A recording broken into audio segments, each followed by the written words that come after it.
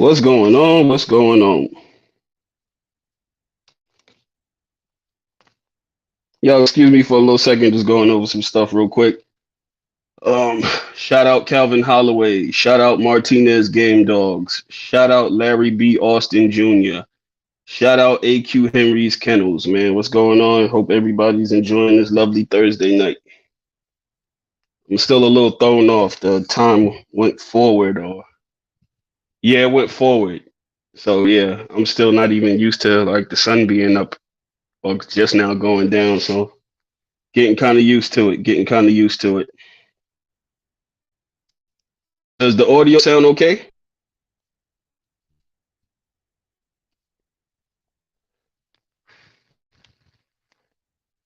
I got a different headset today. My other one started acting kind of goofy with me.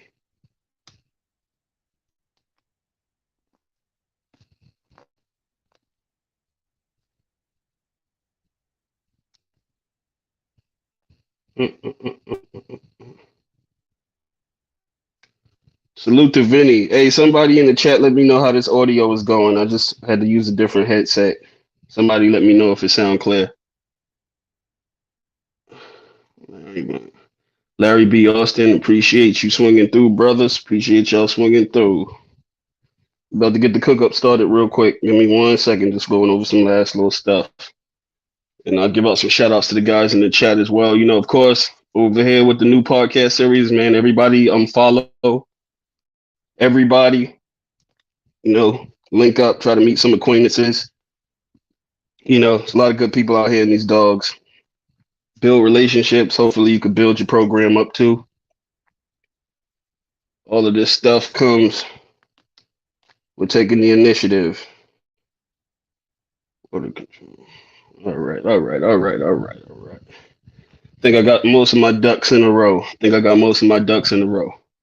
Asiatic Soldier, salute, brother. Appreciate you coming through this Thursday night, chilling with the Thompson man.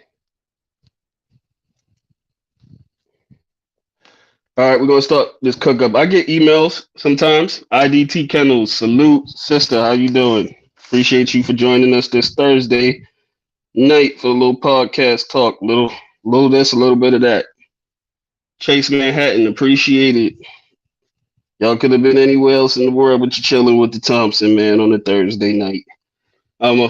First of the emails, I'm not doing the show every Thursday. Appreciate everybody inquiring. We're doing every other Thursday. I'm a busy man. Some of the people that I have come on to co-host the show with me, they're busy. So we're trying to do like every other Thursday consistently. This is episode 8. We banging them out.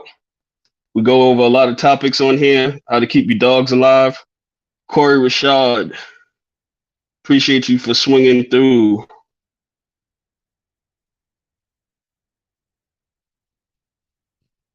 I appreciate that comment, Mr. Rashad, man. You know, I'm a normal person. You know, I don't need no pedestals. I'm not trying to be no rock star. I put my pants on one leg at a time like everybody else does. I gotta go outside, pick up dog shit like everybody else does. There's no difference from what I'm doing than what anybody else is doing. What separates me, I would say, is I'm just very consistent about what I'm doing. And with consistency, you will get success with a lot of things in life, not just dogs, but in general. Being a consistent person. And you know, these dogs will try your patience. It'll cost you some sit down time, but in the long run, if you keep pushing forward, you'll have success. And that's not just with dogs, but anything, man. Keep putting your best foot forward. Stay consistent. You know, forget about all of the he say, she say stuff. Just stick to what you're doing with the dogs. But as I was saying, we're trying to bang these out every other Thursday. I think the Thursday time slot's been working pretty good for me. I haven't had too many complaints. Like I said, if I do change the dates or something, the people that follow me on the community page, I'll post a lot of stuff on that community page. Dogs from the camp, info about the podcast, info about dogs that are available. If I do have something available, I posted a female up there the other day. That's really the only dog that we're allowing to go to the public right now. I got some stuff this summer I may have lined up depending on how I feel with certain stuff. Still making assessments on certain animals, you know, taking it one day at a time. Chase Manhattan, if I didn't holler at you already. Appreciate you coming through. But one of these emails, the first one I had got, let's start this one off, is the water control. I don't know if I touched on this before. If I did, I don't remember. You know, I didn't grow up in a time where cell phones and computers was like at an abundance. So my social media, as far as my tech skills and stuff, we still working on some stuff. But I'm getting there. But you know, I'm an 80s baby, so some of this stuff is still new to me, but I got to get into a habit of tagging these fucking emails so I know what I read and what I didn't read. Sometimes I'll be breezing through it and I don't star them or tag them, however the fuck you say it's supposed to go down. I haven't been doing it. So this water control thing, this email got my attention because somebody must have heard me talking on 78 and them boys channel, or if I don't know if I did info video and I was talking about water withholding. I want to clarify some stuff because that email was kind of like, I guess somebody must have took this information the wrong way. No matter what word you want to use, control or withhold, this is in reference to working your dog. I work my dogs real hard. I don't work them for a crazy amount of time, but I try to get the maximum of what I can get out of the time that I do have with the dog. You know, I work like everybody else does. I got businesses I got to pay attention to and all kind of shit. So I try to maximize the time that I have when I decide to say, hey, I'm going to work these 2 dogs or these 3. I try to maximize the time and what I'm getting out of it. As far as the water withholding, I'm not withholding water prior to the workout. My dog, if I'm coming home at this whatever time and I'm like, okay, I got to grab this one and this one and this one, they had access to water all day. I didn't withhold prior to working out the dog. I work my dog out. After I work my dog out, let me slow it down so I can give you the whole sequence of events so nobody's misunderstood here. The dog has water all day prior to me working out the dog. When I get home, I run out there, I dump their water bowl out. If the dog's kennel or chain, I dump the water bowl out completely, so there's no water. I grab my dog, I go ahead and I go through my little 1s and 2s. After my workout is wrapped up, a lot of people like to do the cool down walk. I'm not a huge fan of the cool down walk. It's just my preference. I'm not saying it's right or wrong. This is just what I personally do. After I work my dogs, I don't do the cool down walk. Why I don't do it is because the dog is still pulling on the leash sometimes. And you know, it's the point of it is for the dog to calm down for me. And I got some ones that's wrapped pretty tight. So even after you working pretty hard, they're still on level 10. They haven't came down yet. So me walking them is really like me pulling them away from the slat mill or pulling them away from the flirt pole. And they want to get back to it, or the spring pole. They want to get back to it. So I don't like to do the walk downs. I do the rub down. After I finish working my dog out, I take him down, 7 to 10 minute deep tissue massage. Oh, hold on 1 second. What's going on, Mr. PBC? You're on mute, brother. You got to hit that microphone button in the corner.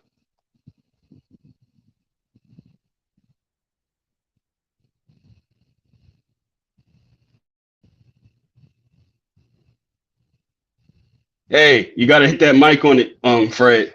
You still muted. I ain't got you muted. I think you're just muted by yourself.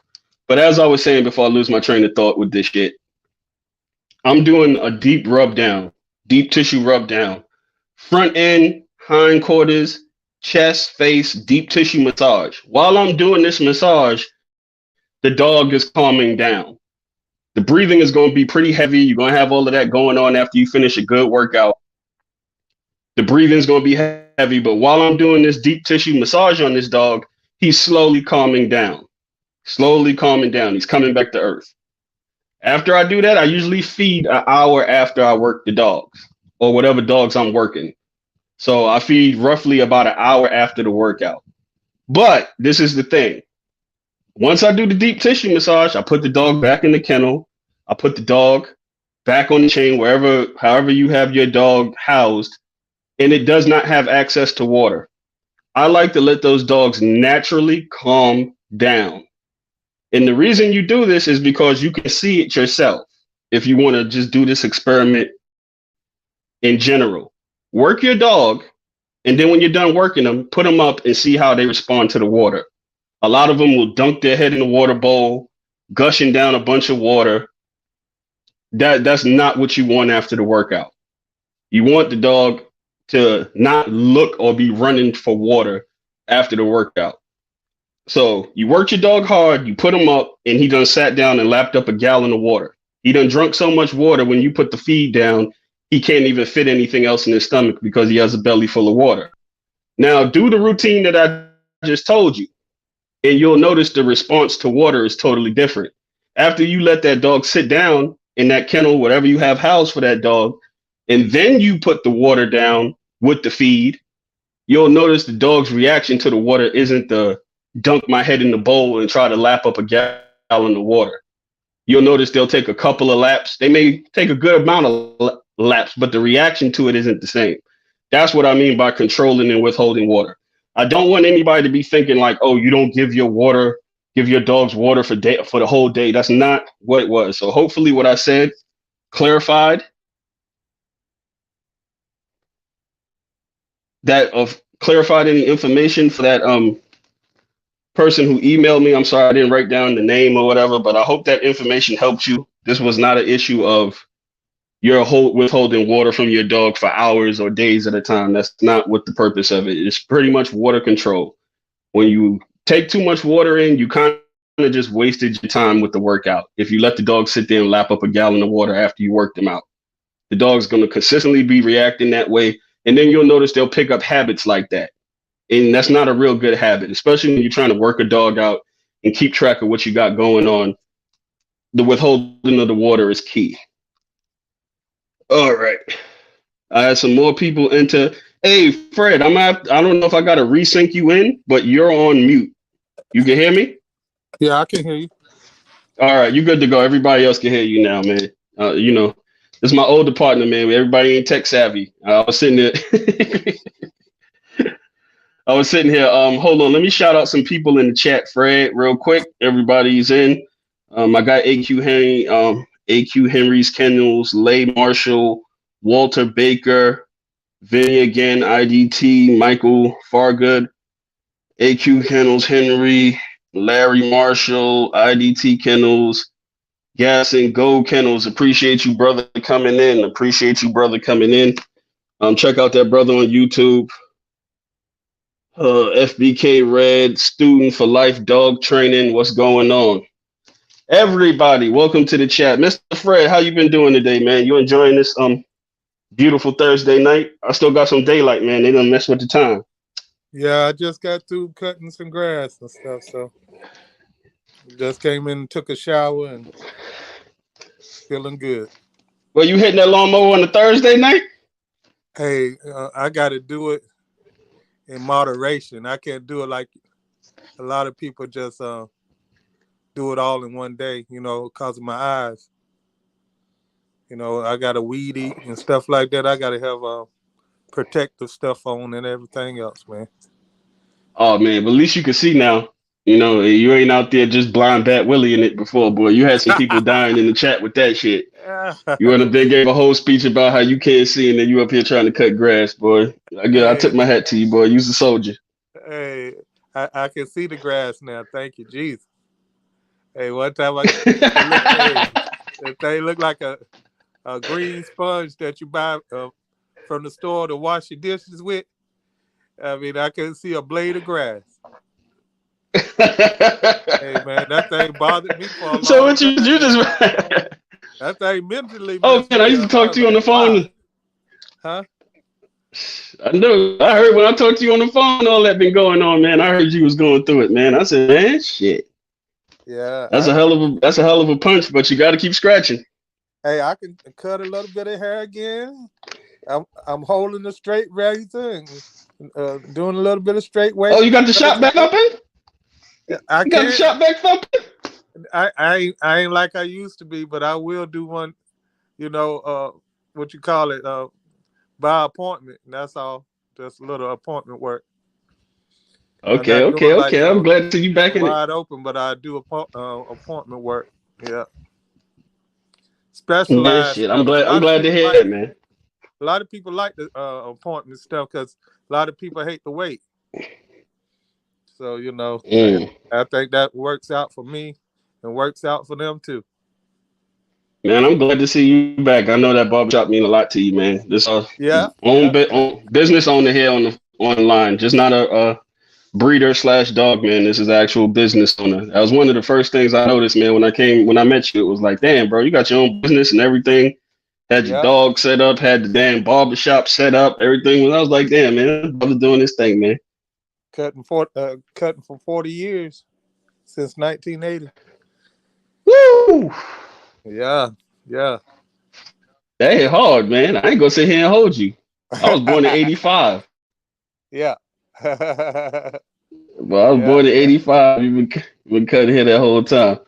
But let's cook up on this damn thing real quick, man. Shit, I'm gonna open it up with me and Fred spoke prior to me starting this podcast, and this is intended for the lot of young brothers. You know what I mean? I'm gonna say this again and reiterate this on every podcast. This may not be for seasoned dogmen. A lot of this information is for the new brothers coming in. Like Fred just said, he was sitting here since the '80s. I was born in '85. We lose track of time when we having fun. You start to forget that, there's people that was born in 2000, born in '01, born in '02, '03. It's a lot of people that are getting into this and they don't know the ins and outs and the trap falls and some of the things that could possibly happen to you. So we try to enlighten. This isn't a how-to type of podcast. This is just more a little bit of information to enlighten yourself so you make an educated decision on certain things that you do. I hate anybody to say, I was never told. Nobody never said that to me. I didn't know. I try to get this information out for you guys so you can never say that. You heard what I said to you. You heard it someplace. You heard it from Mr. Fred. You heard it from Brown's Kennels when he swings through and joins the podcast. You heard it from these people. So you don't have to sit in a position to act like you was withheld information. It was out there for you to receive it. You do what you want with it. But since we talk about the newcomers and dogs, let's start this off with a hot topic.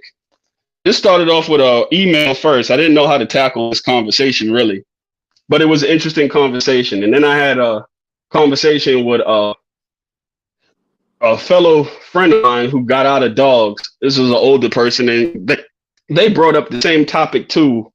And we was just discussing like leaving dogs and being out of dogs. I'm nowhere near at that point, but this person was at that point. And they were talking about being out of it. And when I spoke to this person, they seemed very happy. And, I thought it would be something that would be some depressing shit. Shout out Welcome Down Ram. Shout out Robinsons. Shout out Fat What up? Farm. What Shout up? out Smooth. Shout out Smooth Monty. I appreciate y'all brothers for swinging through the chat. I finally caught a live. Nazaro Watkins. Appreciate all of y'all guys like and share, follow each other as Yes, well. yes. I'm trying to make sure I'm talking and people are just rolling in the chat. If I do miss you in the chat, man, don't take it personal. I'm trying to conduct the show and do shout outs and shit and keep my train of thought. Yes, But we appreciate it all, man. Appreciate it all. we appreciate it all. So nobody ever catch no hard feelings. If I missed a question or I missed somebody swinging through or whatever the situation may be, it is what it is. It's nothing personal. I mean, everybody like, subscribe, and link up with each other in the chat. But I spoke to this older individual, and they were talking about, they seemed relieved, and they brought up this same topic that I got the email about. So I said, let me swing it past OG Fred. And it's the shit talking in dogs. Let's get straight to the cut. Fred, I was told this was a gentleman's sport. I was told this was a gentleman's sport. Yes, it What the was. fuck happened? What the fuck happened? Hey, I put it like this: it's a gentleman's sport, but we can't allow the riffraff to come in and just take it over, right? That's true. Yeah, yeah. Hey, we gotta sit down some heavy boundaries. At the end of the day, we got to see who's going to win. I mean, these dogs is all about competition, and just like when I was doing what I was doing over here, I felt like a lone ranger for a long time because a lot of people didn't understand what I was doing over here. So even like with different bloodlines that I was dealing with, and I was looking at all uh, different kinds of lines and different kinds of dogs, and man, I mean, you never see people a lot of times trying to help a brother that struggling. In other words, sometimes they just want you to get in line and follow me. And sometimes you may see things that a different way, you know what I mean? Because I feel like the Lord gives all of us a gift of learning. And sometimes when we have a gift of learning, uh, some people get jealous of your gift. I mean, I I look at how when you came into my life, I mean, it was like incredible. It's like you was hungry. I mean, you were just a hungry kid willing to like Yeah, you can be a kid. I was 20 something then, boy. I'm 37 hey, now, bro. hey, but you carried yourself like a man, though. You know what I mean? You were very Yeah, I had no respectful. choice. You were very respectful when you came to the house. I mean, it impressed me because I looked at you on YouTube too, and I said, and this guy got a whole lot of potential. You know what I mean? So when you came through, hey, I couldn't see nothing but try to help you, man. But you know, like in the dog world, it's not like that all the time. You know, a lot of times you get the OGs that were out there when I was out here. You know, they in the underground, and it almost like you got to be initiated to even to get in. You know, and Hmm. like when I was in high school and you know, going to a higher learning school and stuff like that. I never wanted to be in a fraternity. You know, that just was my Mm. thing. I ain't taking the oath to do nothing. that, that's just me, man. You know what I mean? You ain't locking me in to nothing, making me sign on the dotted line and you know, uh, uh, hey, cut your wrist, and we gonna do a blood oath or whatever these people doing nowadays, man. People doing a whole lot of stuff, man. So you know, I'm not one of those person that you know gonna go by uh, what you call the everyday routine of doing things like everybody else do. I mean, because I mean, we got to break out that shell sometimes, man, because, you know, even like the dogs that we have now, you can't go back and doing dogs the way they was back in the 80s and the 70s and the 50s. You can't do that. So we got to come up to the year that we're living in now. So, you know, you got to operate in a different mentality. And Mm. we know that right now with the, you know, uh, being online and uh, YouTube and stuff like that, everything is at a faster pace. I mean, I mean, everything. I mean, back in the old days, dogs can be being looked at or whatever back then, and you might not hear about it for months at a time. You know what I mean? It's Hmm. people get on the phone and talking and this and that and other. You might start getting on peds online and see this or that, but hey, things move a whole lot faster than back then, brother. A whole lot faster now. And the thing is, we want to put out some good content for these young guys, not to just get caught up in like if you just breeding dogs, if you just want to have a good dog, you living in the city, you know, you don't want to be in a group of guys. You just want to have a dog for yourself. You know what I mean? Uh, a lot of people ain't into getting in groups. I mean, so Oh yeah, yeah. you're gonna get that. You know, so when you start getting around some of these guys, man, the first thing they want to do is call you a puppy peddler if you're not doing things XYZ the way they always done things. And I mean, it really don't bother me. I just do what I want to do. I mean, it don't bother me Hey, at all. I salute that as well. Shout out to my man, We Do It All TV. That's a good brother of mine, man. Y'all like, share, subscribe to the channels. FBK Red as well. I be who I be. Appreciate everybody for I joining the like chat. that. I be who I be. I be that who added I on. be, where I be. Yes, And you sir. alluded to some great things. You Hey, alluded to some great things. Let's open it up because there's aspects to this shit talking. There's a social media side of it. Fred alluded to yeah. Peds Online. I remember the forums back in the day. Wow. I remember the forums Hey, back in the day. they even had hey, they even had a little spin-off. You remember that? You said, what in the Yeah. heck is this? They had a little spin-off. They said, no, do anybody know about this little site here? Hey, they got And these little side shows and stuff like that. Man, get out of here. the forums used to the forum because for a lot of people who wasn't in these dogs before these dogs became popular on YouTube or any other thing. It used to be Peds Online. It used to be the forums, and that's why I started. That was my first like social media experience with the shit talking. There's a social media aspect of it, and then there's concrete aspect of it. What actually happens in real life. I don't have people talking shit to me in real life. I walk around with my Thompson's Kennels, hoodies, shirts, all types of shit. I don't have no altercations with nobody outside, none of that. Nobody, on social media is a different aspect. And this is kind of what I wanted to help the young brothers out with. You know, morals, principle, and respect. Those are three words I'm gonna throw out there into the atmosphere for everybody. Thank you. Morals, principles, and respect.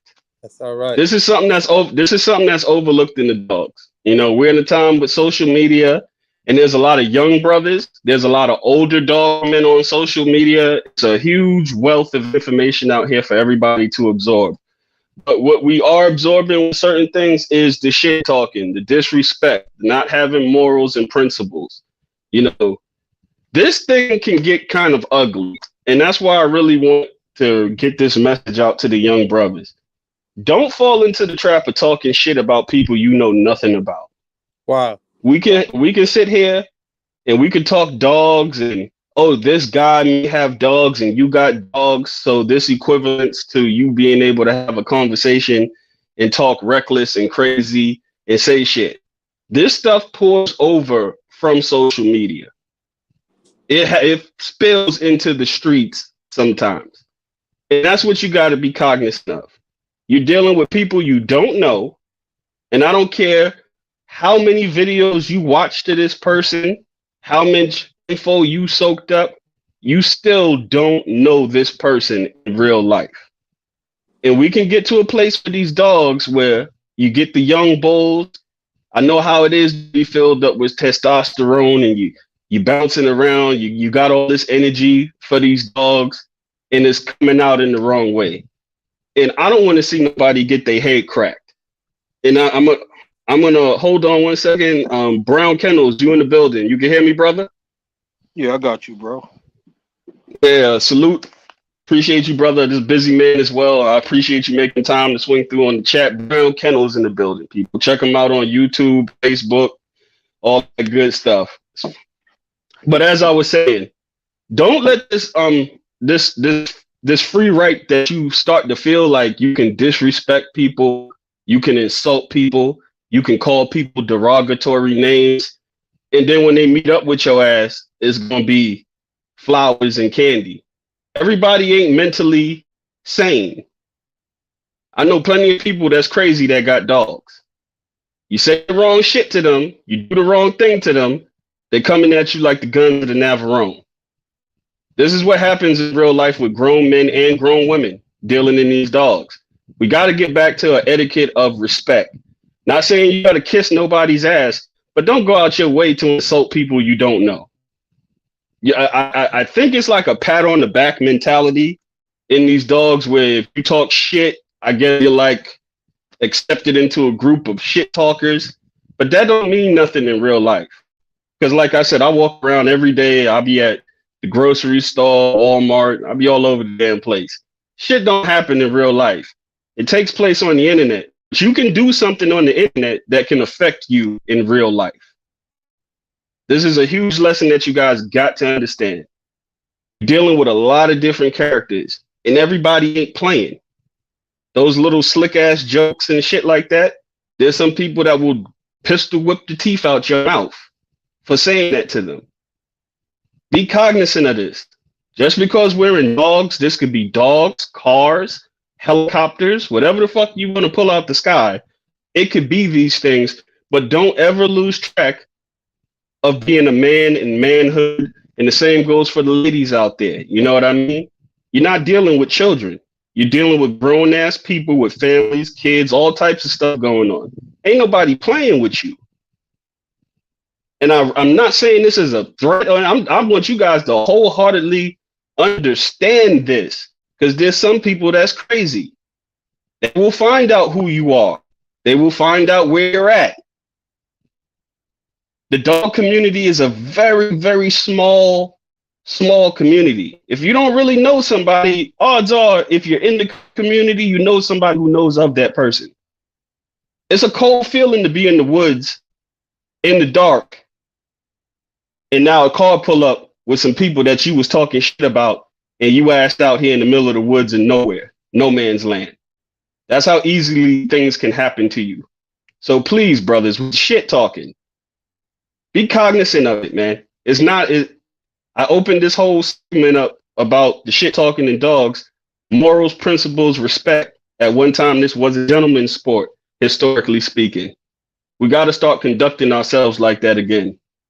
You know, I mean, just free advice from my opinion to you. Fred, if you have something to say, and then we can hit Brown. Well, hey, I like the way you broke it down with the respect and all the other great things that you were saying, man. Because you know, we look at how little comments and being made about uh, different people, lines of dogs. You know, you might not like a line of dog, like you might not like termite dogs. You might not like Jeep dogs. Might not like Boyle's dogs. You know, and that's fine.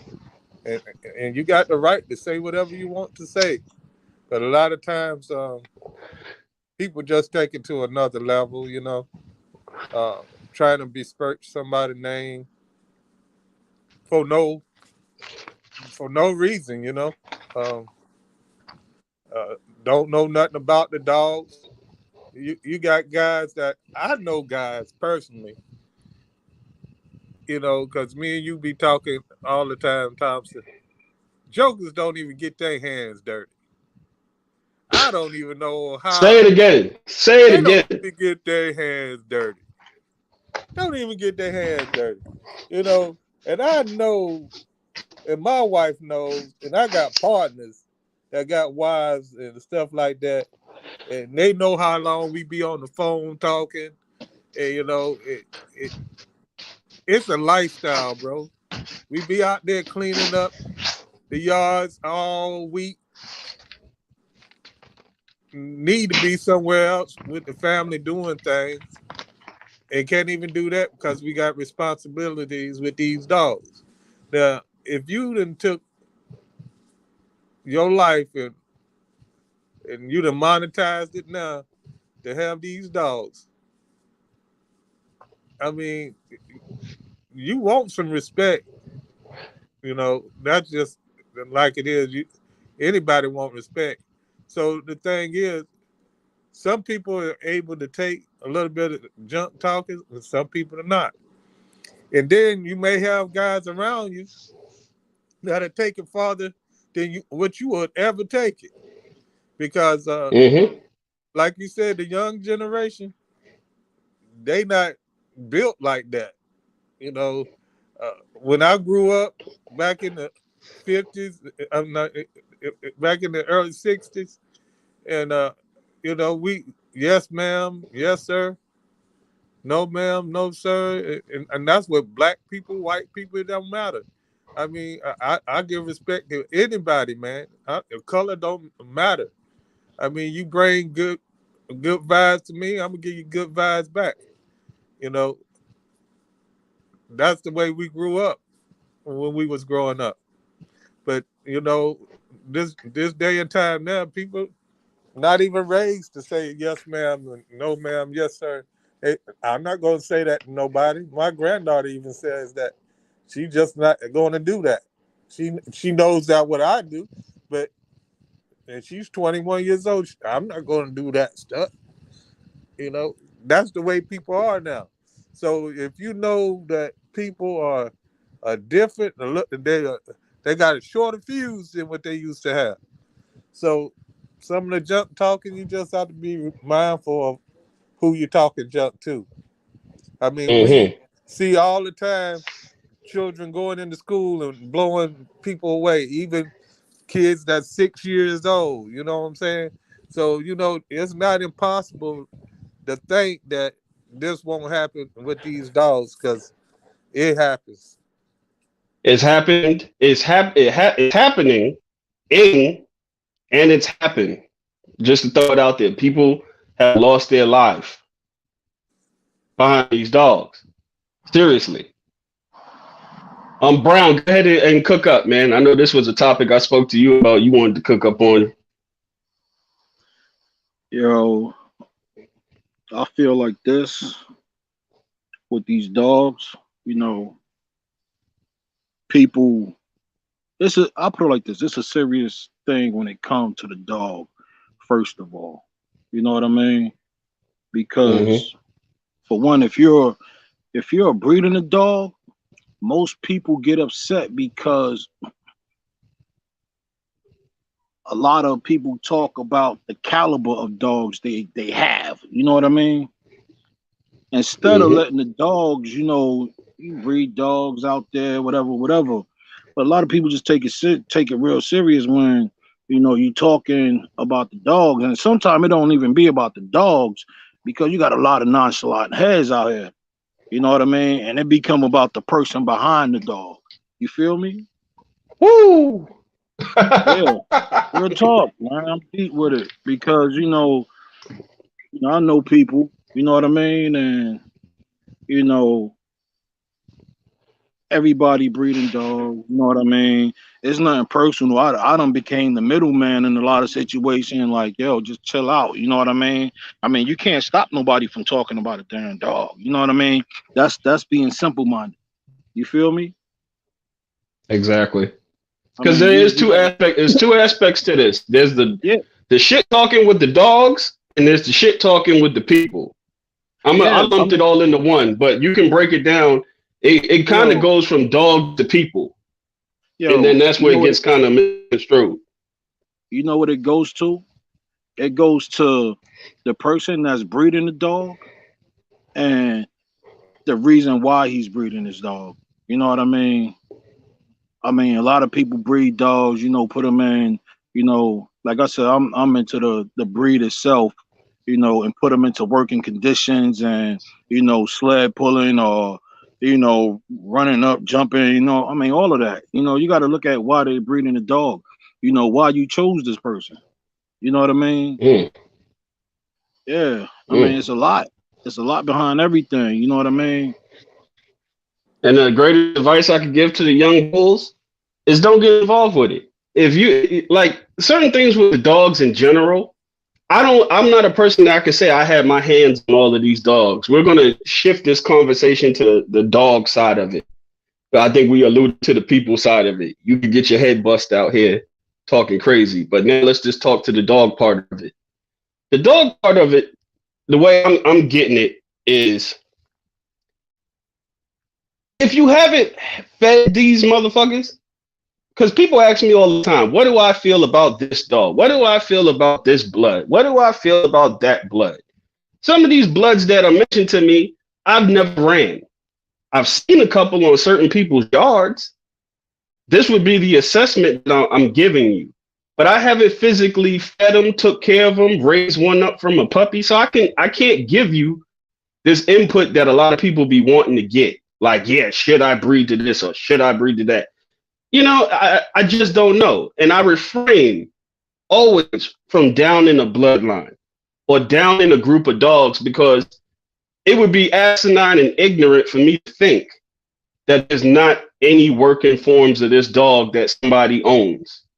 They have some good dogs that's bred like this. And for me to go out here and just bash them, not knowing anything about they dogs or blood like that, or I see 2 or 3 in my tenure in bulldogging, I can make an assessment to say this family tree of dogs is shit. You know what I mean? You could get 2, 3 bad puppies off the litter, you know, nonetheless to say you got 2, 3 bad, you've seen 2, 3 bad dogs and you can make an assessment on a whole line of dogs. So it's hard for me to do that. And it's easy to get into these conversations with people, and then it turns into like a bash fest. And if you ask the people in the conversation, how many of these dogs have you fed? Oh, I never really ran that. I saw 2. How many have you fed? I own 1 and I didn't like it. I never got another one. How many have you fed? Oh, I ain't really, I seen one. It didn't look good. You can't do that, people. As a community, we gotta get away. Another thing, I don't argue about dead fucking dogs that I never seen. Wow. I'm just tell people this again. I'm 37. Some of these dogs been dead as damn near as long as I've been alive. Talk about I don't argue. I don't argue about dead dogs that I don't own. I've never physically seen in my life. I mean, that would just be like we going into the realm of insanity now. Now you just pull shit out your ass and out of the atmosphere to make a point about something. I don't engage in those conversations because I don't chase dead dogs. Dead dogs is exactly what they are. They're dead. They're not producing anymore. They're not performing anymore. What have they produced that's performing, that's carrying on their name? That's what you can base these assessments off of. But just sitting here to be arguing about dead dogs that I never put hands on, I just think it's crazy. And a lot of people get wrapped up in this shit. I'm lost. I'll take you guys' input and opinion.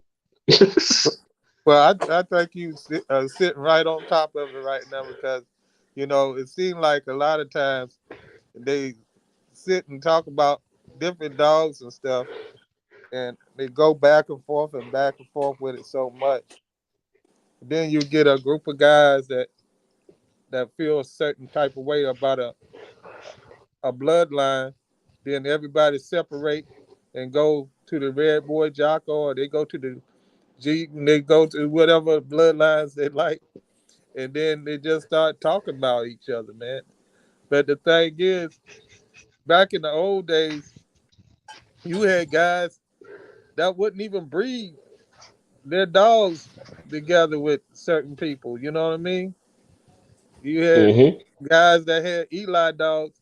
I don't think nothing about an Eli dog. You know what I mean? I don't think nothing about a Jeep dog. I don't want no Red Boy stuff in my dog. I mean, they still do that. But, if we sit there and do some research sometimes, and you'll find them same dogs that they don't like right there in the pedigree.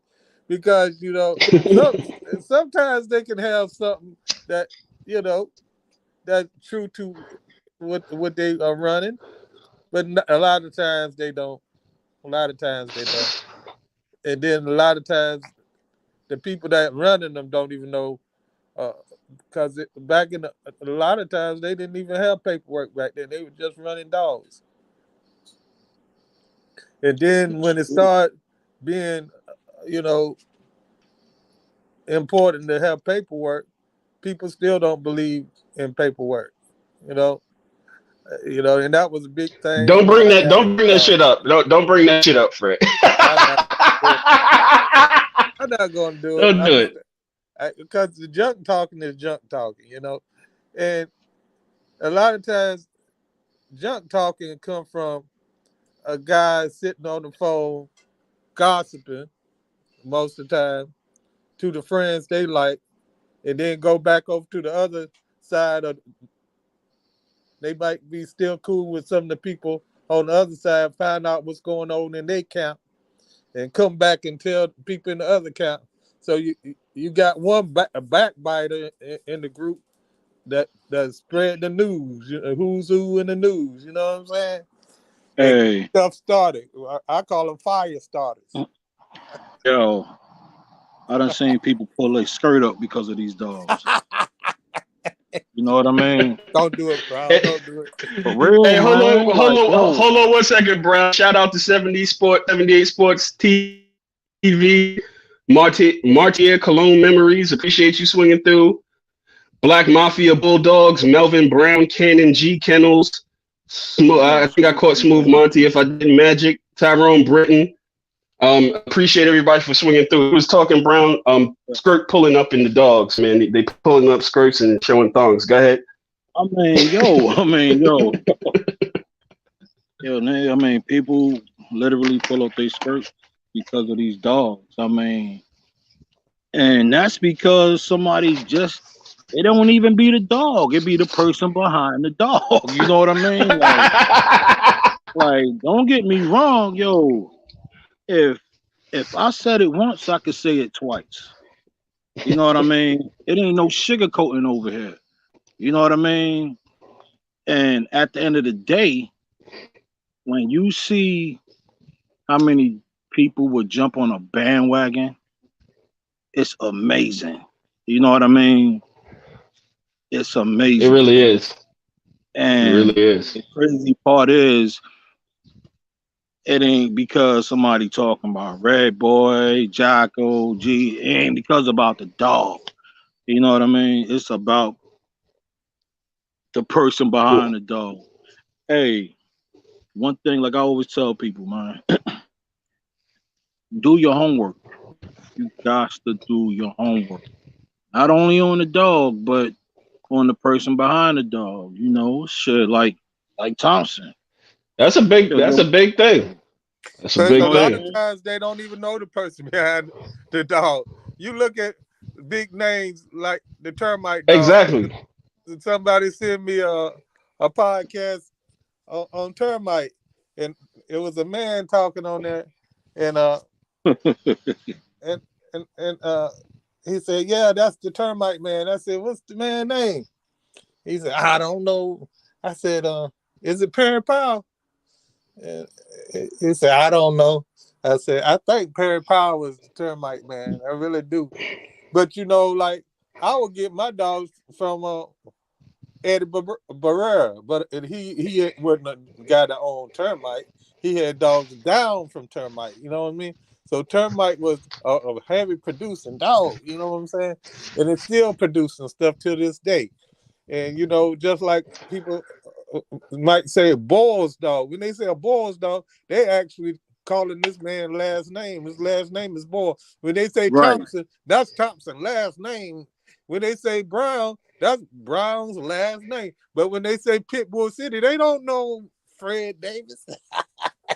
You know what I'm saying? So a lot of times it be like that.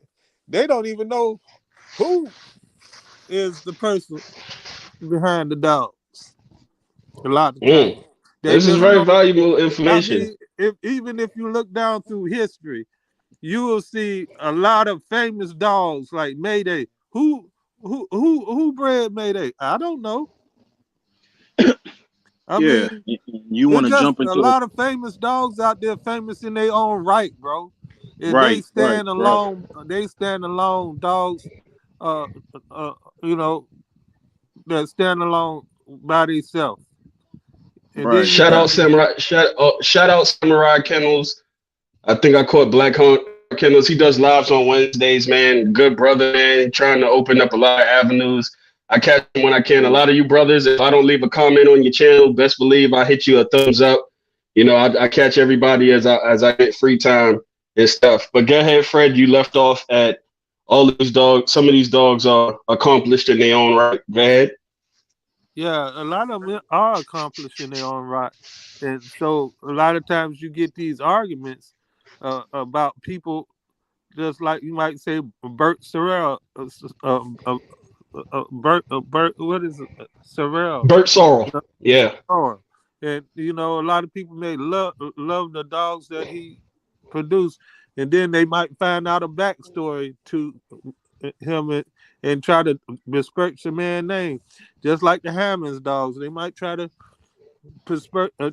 talk junk about the Hammonds dogs. You know what I'm saying? But you got people that got Hammond dogs that's rocking with Hammond dogs. They like them. I mean, Yeah, and they working. And You we're got alluding to for the new all brothers in the kinds of chat, dogs. for the new brothers in the chat. Some of these men, I remember being around a circle of dog men back in the day, early 20s, and was just listening to a conversation, and his name came up, and they all called him a peddler. And I said, "Oh wow, just me being young, you sitting there listening to this." And then another conversation came up about Pat Patrick. He called him a peddler. And I'm around some old school dogmen. I'm listening to just the gist of the conversation. After that, I sat down and thought, I said, well, damn, is everybody a goddamn peddler? I mean, Bert Sorrells, this dude's historic in the dogs. Pat Patrick, historic in the dogs. Gary Hammond, historic into dogs.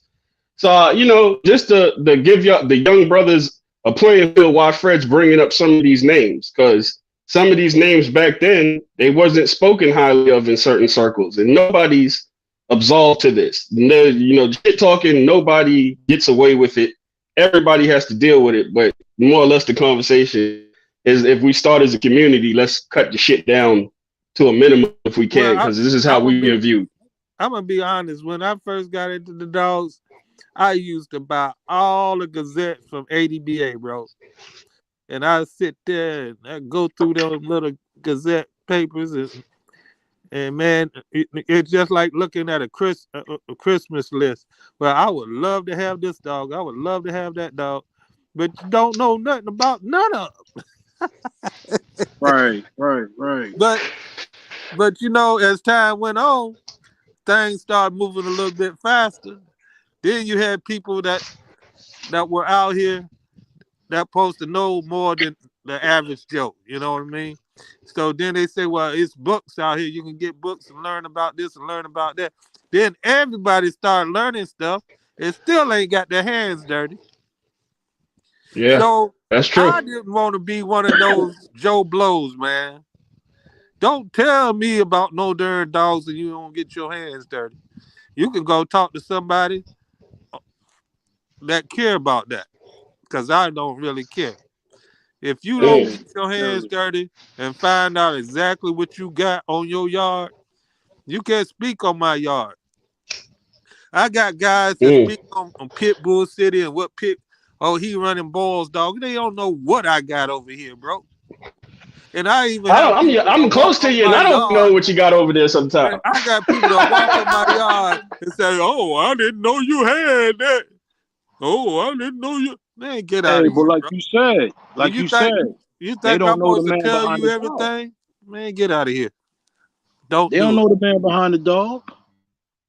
They don't know. Like you said, they don't know Fred Davis.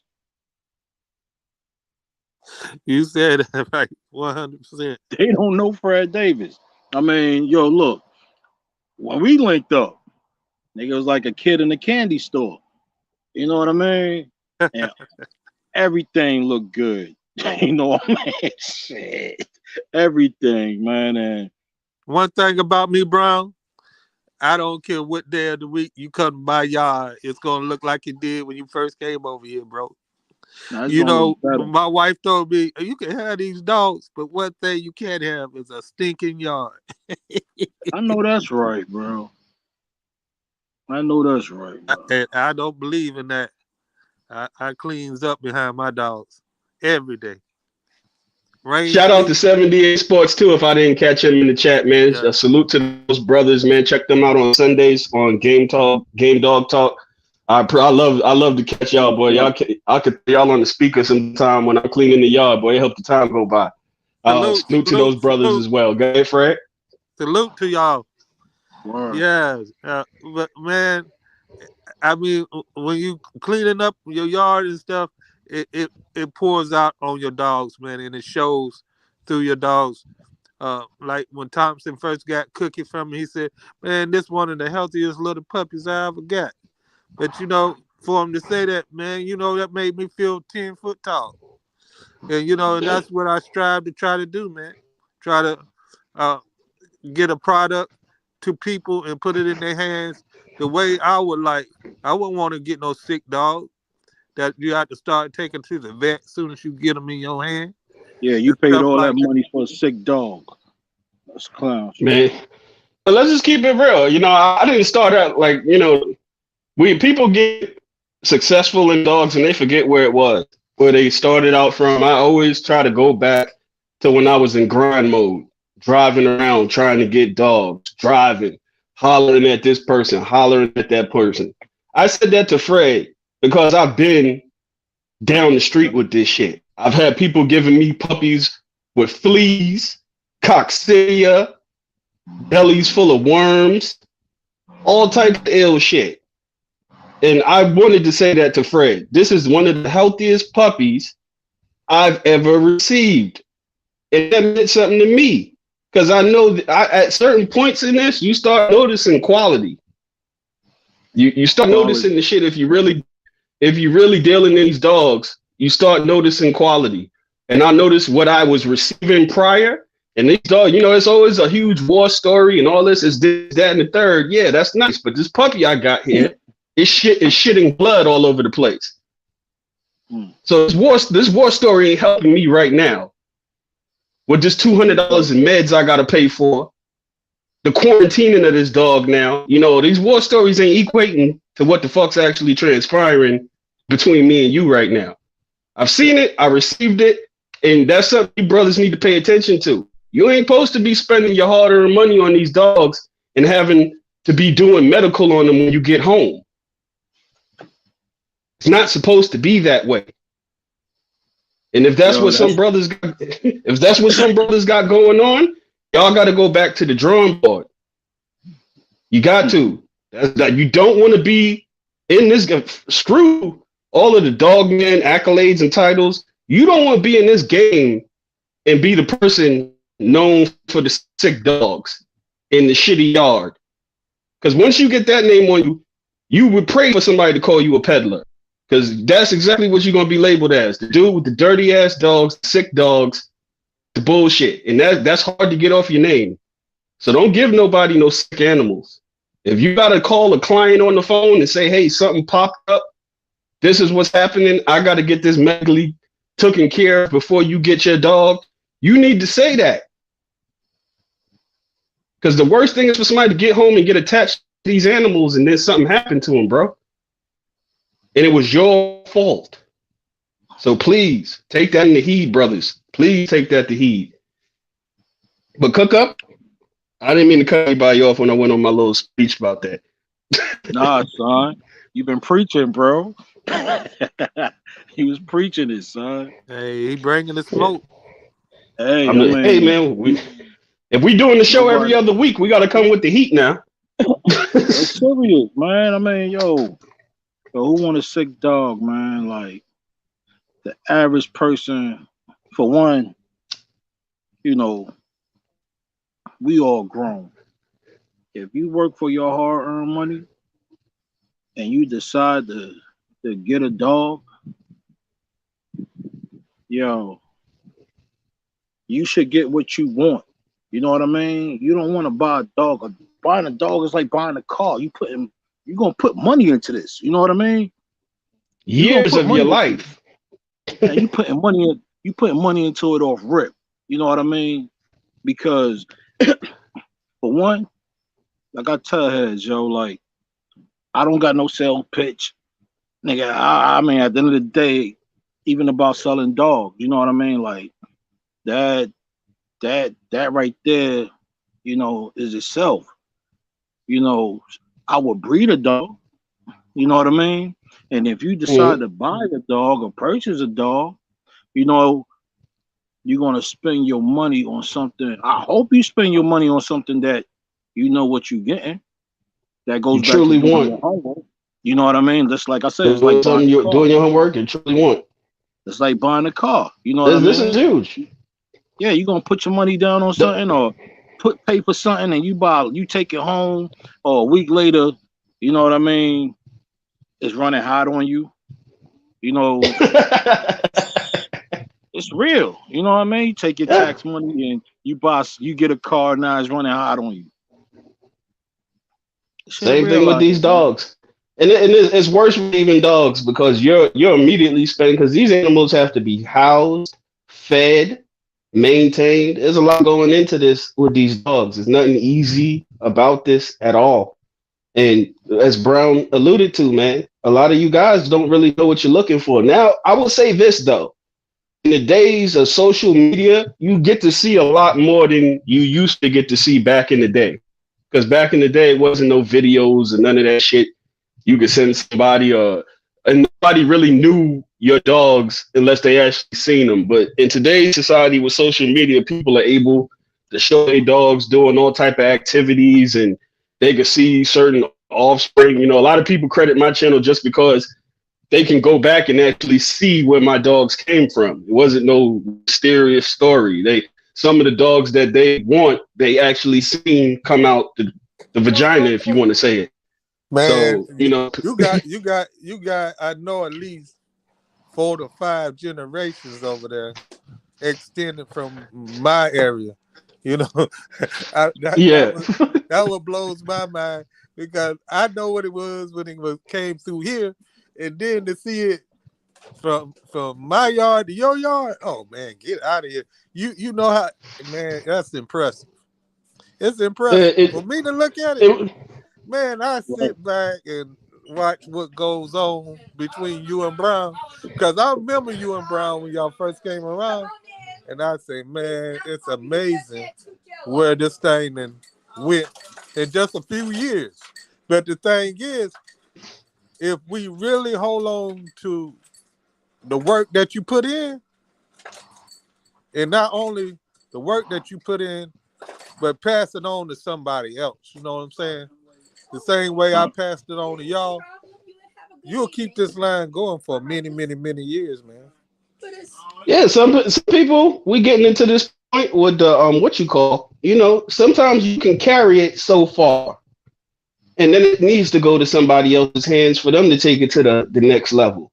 That's how a lot of these lines, you know, you had your individuals that withheld a lot of dogs and didn't really release anything, but when they died, the legacy of their dogs died because it was never passed on to another generation. You know, a lot of them, either they get out of dogs and they sell their whole yard, and then the person who receives those dogs, they don't know the formulas and the formats to their success, and then they start doing X, Y, and Z, and that whole line will never be the same. So sometimes you can take this shit, but so far, and you got to acknowledge it, because you know I used to be a hoarder. What they want, not an animal hoarder, but I would like to just keep everything and certain things, and I just knew it was just a level that I could take it to, and somebody else may have to take it to the next level. I'm just not able to. So there's nothing wrong with that, man. And there's nothing more satisfying than seeing one of your animals that came from your program go off to be successful for somebody else program or somebody else situation. There's no feeling that's better than that, for somebody to contact me and say, man, I'm happy about this animal, man. This is where it's at. And I can see that dog mature and grow up and turn into be something possibly great. You know what I mean? I don't care about the recognition or the accolades. I just want to know, hey, man, this went on to be something special. So that's a huge part. Man, we cooked up on an hour this shit talking. Well, I told you, Fred, I didn't think that topic took up a good time. But we're going to have to switch gears because we had a little bit of an itinerary that we was going. This is going to be another long conversation. This question is not an email, but this is actually from a conversation me and Fred had. I called Fred one day, you know, just normal shit. Hey, man, what you doing? Oh, I'm knocking out these dogs, blah, blah, blah. I said, yeah, I'm over here taking care. And then we started talking about puppies. He had some pups on his yard. I got some pups on my yard. And we was talking about the dogs. And Fred said, I'm in phase 1 of culling. I said, oh, shit, phase 1. I said, man, we got to have a topic. We got to have a little discussion about this, man. Because I know about the culling process, but Fred break it down into phases for people. So since this came from the conversation that me and you had, and before we have this conversation, I want to enlighten the new brothers. Cull does not mean kill.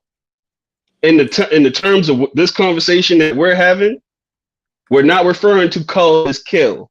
Because if it was just kill, the word would be kill. It wouldn't say cull. It'd just be like you killed something. But that's not in the context of what we're talking. We're talking about excluding a dog from your program. That's what culling is.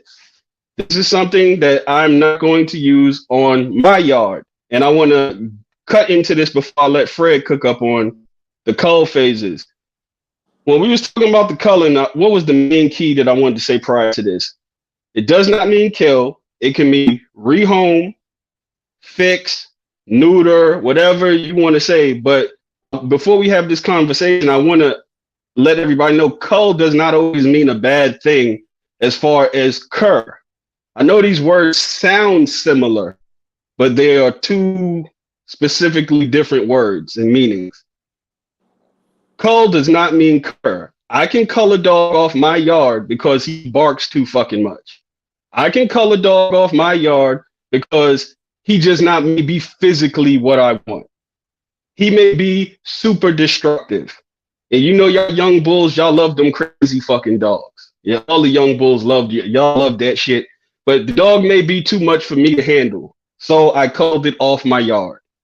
These are all things that does not mean a cull is a cur in the context of the conversation we're having. But Fred, open up about your phases of culling, brother. Well, when we was talking the other day, we got to look at from a breeding standpoint, right? The mother and the father was a choice. You know what I'm saying? Say like me and you always talked about when we breed dogs or whatever. We got selective breeding. You know, we selecting these dogs from the beginning. From Um, the beginning. yeah, we selecting a certain dog for certain things, certain. I mean, it's got to be down to what I want to move on to the next level. You know what I mean? So the mother and the father is already been selected. So to me, that's a culling process already because I'm gonna look and Preach. see, huh? You understand what I'm Preach. saying? For number one, that's phase one to me. You know what I'm saying? The mother and the father gonna be selected, and if you have, alluding to another one of your topics, if the mother dog turns out to be a bad mother, does that mean you call her? Sometimes that means, hey, that be the last time she be on my yard. But I'm gonna give you for instance. Mm. I selected this female years ago to breed to A-Gram Manny, and I bought the dog from Ronald Boyles. And Ronald Boyles did the breeding, so it came off. The female came off a female that came off of Black Reggie. So I was trying to tighten up on the Black Reggie. So the guy that owned the Black Reggie female, the mother dog, I really wanted to breed the mother dog to A-Gram Manny because both of them came from off of uh, Black Reggie, so it would have been a half brother and sister breed, but they had two different mothers. So that would have been my first selection. So since I couldn't get that, I took a daughter that came off of the litter, and I brought her to the yard, but she was bred to a different male. Mm. Not one male, like I always told Thompson, one dog can change the whole the whole selection. Pedigree. The whole pedigree, bro. Not only the pedigree, but it can The whole change. selection too. It's gonna Yeah, that's change true. the whole what you get. As far Mm. as traits, as far as desirable traits that you like to have, because culling is the undesirable traits, Mm-hmm. and when we say undesirable, it's undesirable to who? It's undesirable to me. It might not be undesirable to you, but it's my yard, so it's got to be undesirable to me. And see, sometimes things that I like, you might not like, and sometimes things. That's why you say one man's trash is another man's treasure, because I don't know what you like and you don't know what I like. And so, like this female, she wasn't a good mother. So did I color? I didn't color, but I had to rehome her because she couldn't stay here anymore. So I let Thompson get the dog. And Thompson was able to get something off of her where I couldn't do it because it was past my pay grade. So Yeah, Thompson got for one. people alluding to this, yeah, I'm the bottle feeding dude. Yeah, I'm that Yeah, dude, I guess. I mean, Like, when shit like this Thompson could do occurs, it's that. like, yeah, Thompson could get it on the ground. Yeah, that'd be that type of scenario. See, I can't go through all that. That Thompson was able to get something off of this female, where I wasn't able to get something off of this female. Well, at the same time, you know, she killed the puppies at my house, and she would have did it at the Thompson house, but Thompson was able to do a little bit more than I did. And not only was Thompson able to do more than I did, but Brickyard did more than both of us put together. But the Exactly. thing is, I could do only what's in my knowledge or understanding. So when we talk about dogs, you can't sit here and act like you know everything and you're able to do everything, because some of the things, when it come across as these dogs, you're going to be limited to your understanding. You're going to be limited to what you know. And you're going to be limited to how much you can do. So when I say first stage culling, I'm a pick my dog. Even when you picking a puppy or whatever, and you say, well, this is my pick of the litter. Not that something wrong with the other puppies, but it's your pick. So the other ones being culled. They not being culled because they ain't no good. You see something in this puppy that you like, and the rest you don't want to keep those. You just want to keep this one. And Thompson does it all the time.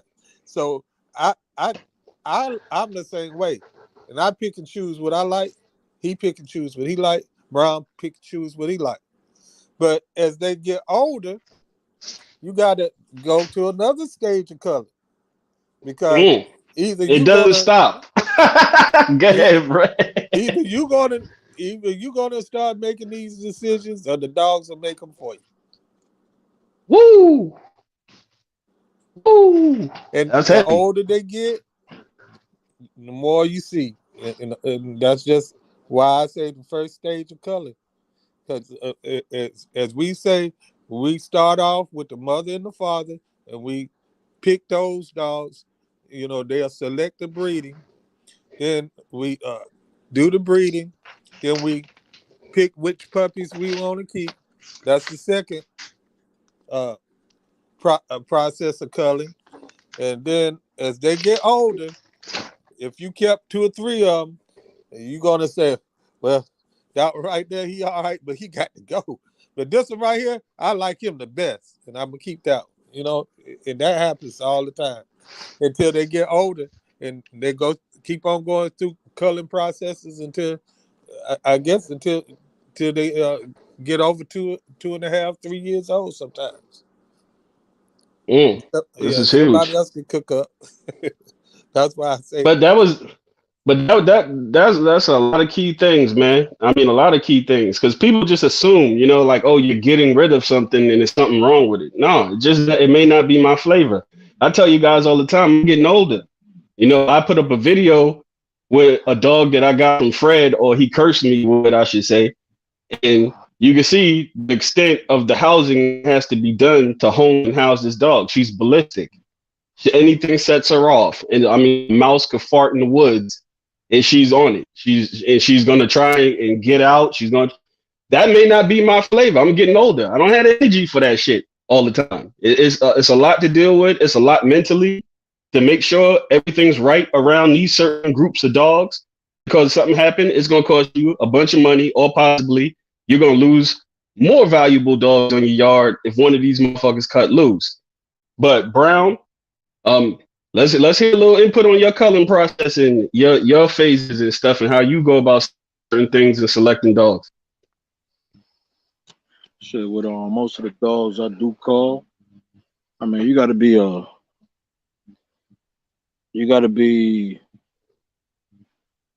I don't do people biters. You know what I Okay. mean? Like, Draw a line in the sand what you're going to condone and what you're not going to condone. right? I don't do that. I don't do that. And like Fred said earlier, it's what you pick out out the litter. But you gotta give that puppy time to grow. And like relating to Fred, what he said, both of them parents are chosen.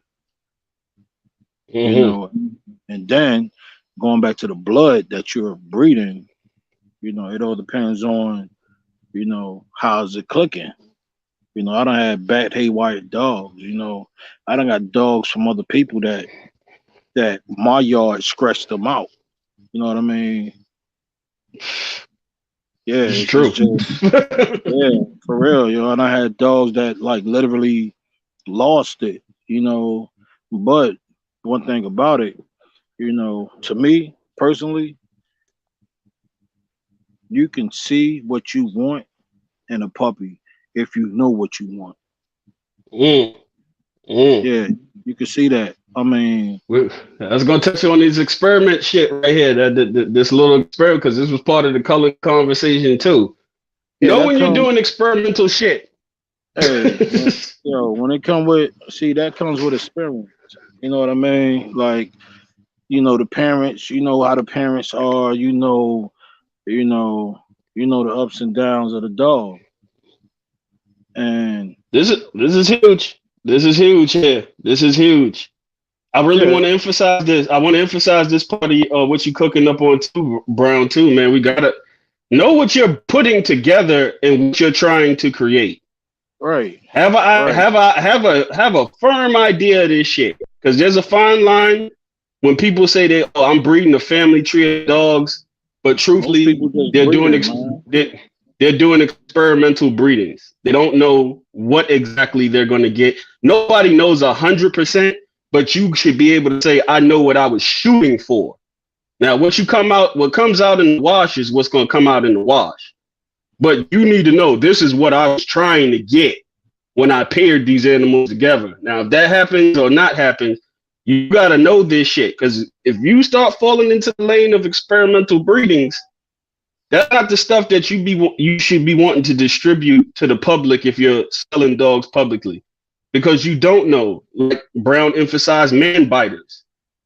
You compare some dogs together and hit on some traits where these dogs can snatch a person up. They have no problem snatching a person up, and the pairing you did brought that out in those dogs.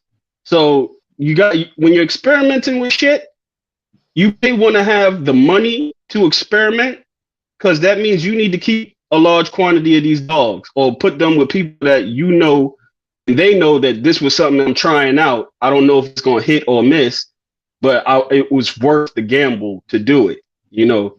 Experiments cost money. Other people don't need to pay for your experiments. When Brown does a breeding, he knows what he was trying to get. When Fred do a breeding, he knows what he was trying to get. Don't make other people pay for your experiments because once them dogs is out there, good or bad, you are held 100% accountable for this shit. 110% accountable. So please, for the young brothers, those experimental breedings, have money put aside so you can raise those puppies to see exactly like Fred was talking phase 1 and phase 2. You may have to get all the way to phase 2, phase 3 with those dogs for you to make a proper assessment on what you was trying to put together because it was an experiment. But time and money is involved in these situations. Brown, you got anything left? I didn't mean to cut you off. I had to talk about the experimental breeds. Me and Fred had brought that shit up. Nah, son, preach. Like at the end of the day, it's a learning process. You know what I mean? And we grown men. You know, like you said, don't let nobody else pay for your experiment.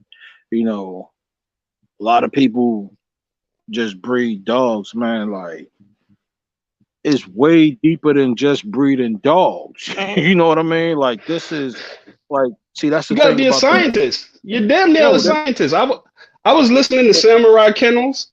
I didn't mean to right. cut you off, but that brother's in the chat. But he said something that was very enlightening. He was breaking down definitions of words that we use in the community and what their actual dictionary meaning was. And to be a breeder, he was saying that somebody who breeds animals who isolates traits.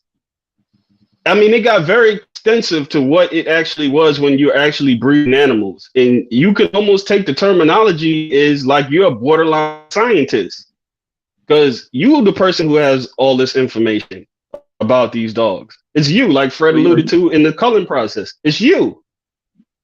you know what's crazy though? A lot of people not scientists. They just breeders and peddlers. You know what I mean? Like Ooh, a lot of stuff ooh. done came to just, you know, get a dog, buy a dog, breed a dog. You know what I mean? Like for one, facts to me, you wasting your time because that's how you know, a lot of people. That's how you mess up. You know what I mean? Because you don't know what you're breeding. You don't know nothing about the family tree. You know what I mean? You just you just fell for the sales pitch. You know what I mean? In other words, you fell for the dog man story because everybody got a story to tell. Well, Woo! They don't even need a well, campfire. Everybody well. got a story. That's why I say when y'all start coming around me, it was like a catalyst. Yeah, y'all really gave me something to. I remember both of y'all used to be on the phone with me for hours, man. Both of y'all. But when y'all start getting understanding of some of the things, the traits and stuff that I was telling you about, because y'all was getting a lot of the crosses that was coming off of Yes. man. And if a lot of people, if they ever get a chance to look at the 8 gram Manny pay, I mean, on Pets Online, how many different pages? What is it, 3 or 4 pages? Right. They Uh, got three up there. I think it's Well, yo, three they don't know how pages. they don't know how deep that rabbit hole go. Man, they really don't, cause some of them didn't even make it to I the mean, Pets Online. You know what I mean? like Los But Bell, Yep. yo, it's about 9, 10 years. You know what I mean? Manny been kicking. You know, like you got to give me. I'm a grown man. I give respect where respect's due. You know what I mean? Like I was from what I seen from Manny already, far as just the confirmation of dog itself. Yeah, I was pleased. But put it like this: when you got, like you said, I was hungry. You know what I mean, yeah, bro? When you know we all linked up, yo, you was hungry too. You feel exactly, me? You was hungry exactly. too. Fred was hung. Fred, Yeah, I was just getting ready to say that, Fred. Fred, you've been on your P's and Q's because when I met you, you was in the man. kitchen. You was in the Man, kitchen. I Fred ain't was and in lying. the see, kitchen. cause Fred, that's what Fred been in the kitchen. Fred I'm been gonna in the tell you, kitchen now.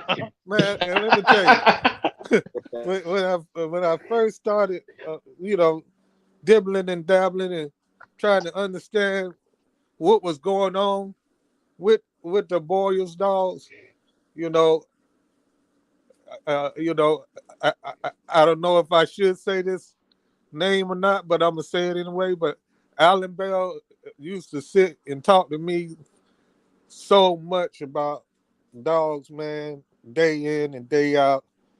I mean, every day. And I ain't gonna lie to you, the man know what he doing. You know what I mean? And then not only him, uh, uh, uh, uh, my partner Greg, he knew a lot about the Boyles dogs, and both of What up, them Greg, guys. man? Shit, shout out to Greg too if you out there listening, man. Yeah, Shout both out to of them guys Greg. was hey, they was Oh, they was just knew what they was looking for in a Boyles dog. And I was coming up on them guys just tutelage, just listening to them, and they used to be talking about Boyles dogs. It used to sound like Chinese talk. And they would go on Pets Online, pull it up. And I had another partner, Michael Graham. He used to go in his bedroom and get on his computer. And I didn't know nothing about computers back then, you know what I mean? So just to see these guys going there digging and searching out stuff, and before they did breeders and stuff, I said, God dang, it take Yo, all that just to that's that breed. hunger, man. I That's said, that take all hunger. that just to breed a dog. I said, what That's kind that of hunger, dog man. these jokers got, man? Yo, I mean, like, you gotta put in hey, hours of peds. I'm like, Yo, hey, what they creating, bro? They they they gotta go through all that just to breed a dog.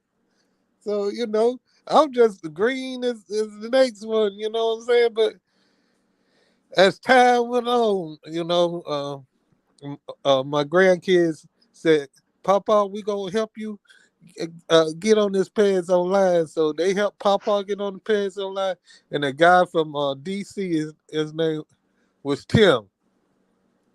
Tim used to sit out there on the picnic table in front of the barbershop for hours at a time, showing me how to get in and get off and do this and that.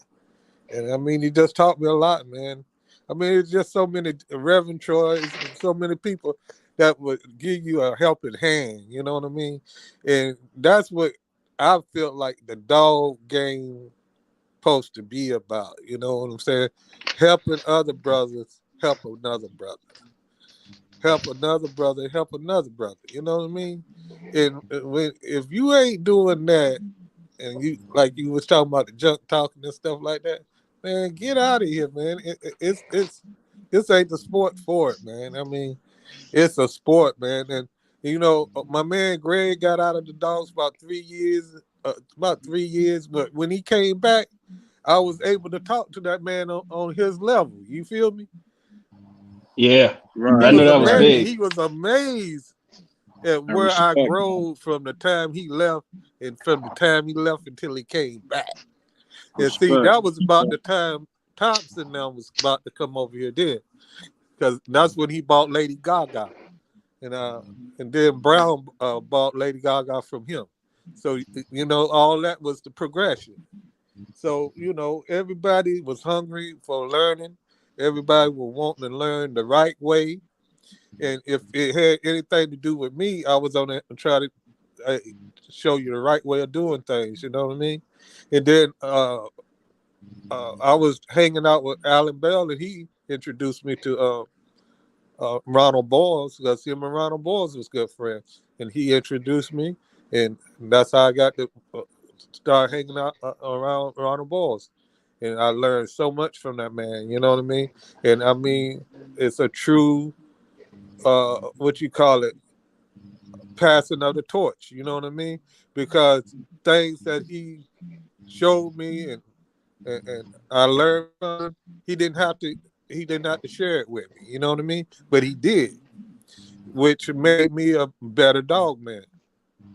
And now we taking just the small bits of what he showed and trying to make a better Boyle's dog.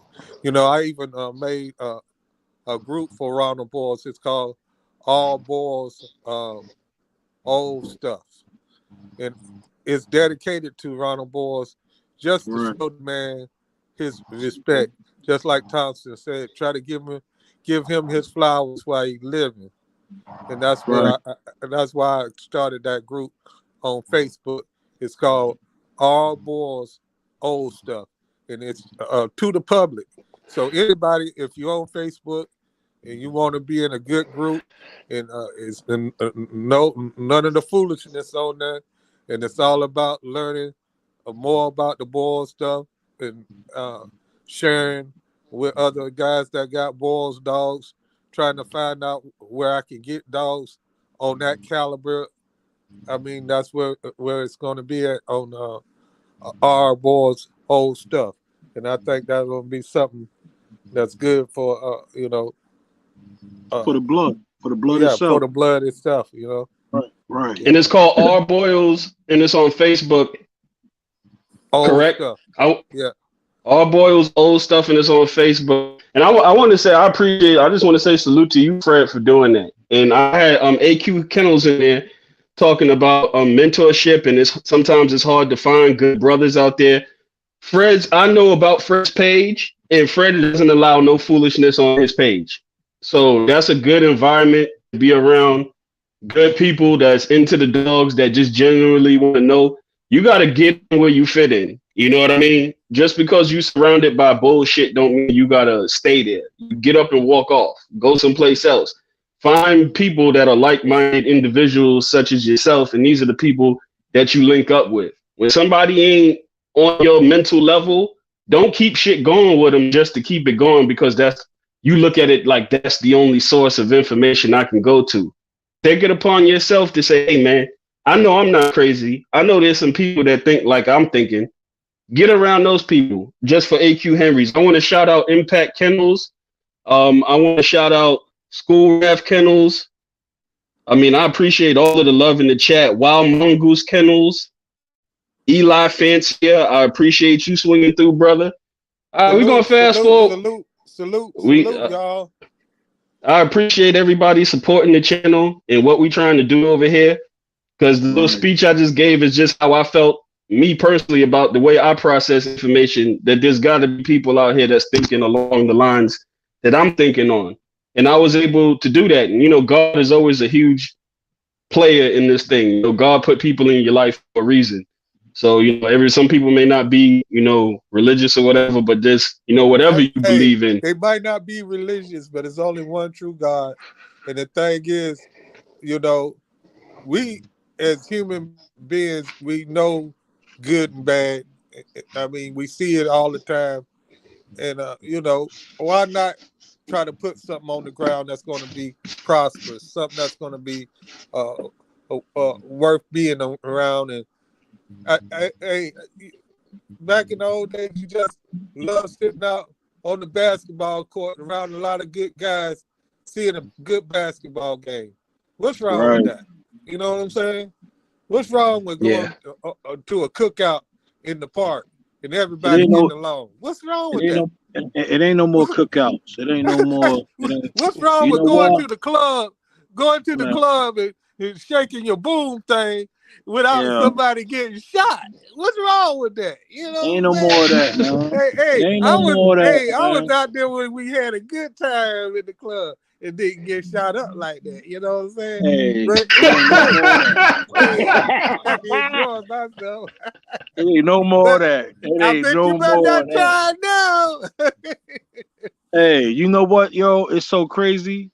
When I say ain't no more of that, you know why? Because ain't nobody focused no more. They not focused on the prize. They just focus on everything around them. Well, that's what we're trying to do with the dogs. You know what I'm saying? Right. We ain't trying to lose focus. You know what I'm saying? We try to stay grounded, stay positive, stay on the good foot, as the old folk would say. Get on the good foot. But to be honest, that's why they say the dog game is a gentleman game. Because you got to be a gentleman. You know what I mean? To shake a man's hand. Hey, Brown, I'm going to tell you this. That's why we call you Bruh Brown. And we call him Bruh Brown for a reason. Y'all better know. Hey, Deacon Brown right there for a reason, bro. He didn't call him Bruh Brown for nothing.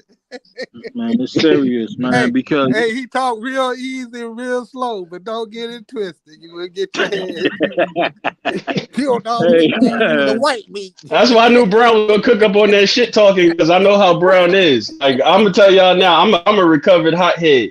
But y'all, please, y'all little boys, don't talk that shit to Brother Brown and think that shit gonna fly. Brown. Please don't. Hey, man, put it like this, yo. I meditate. Yeah, you meditate. The only weekend you learn how to meditate. Yeah, I love that guy. But, hey, we got to push this thing forward. All right, we're gonna cook up on this next topic: the fleas and the biting flies. And I know we touched on this on a couple of podcasts that we did, but I want to change the narrative, because we'll cook up on certain things a couple of times for people, but I'm going to address this issue since we spoke about it. I think I talked about it on first, and then I had Fred. We touched on it too. But now I'm going to ask you guys. You're sending me the emails about the fleas. What have you done to prevent this shit from happening? Now we're gonna change the tone of the conversation a little bit. Cause I got Brother Brown up here, I got Brother Fred up here. These guys give out a wealth of information. I try to share with you guys the little that I know about certain stuff.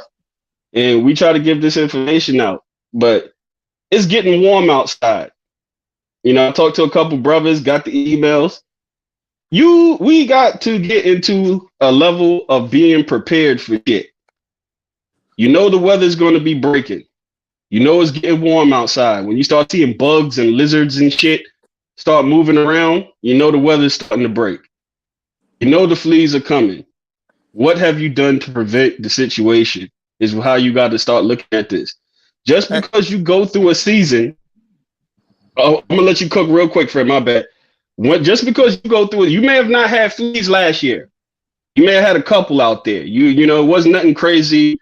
You didn't have to buy no pills. You was able just to do a couple of baths, spray your dogs down. You didn't have an issue. Now this year they came out like gangbusters.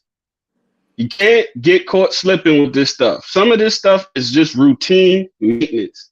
It's drilled into your head.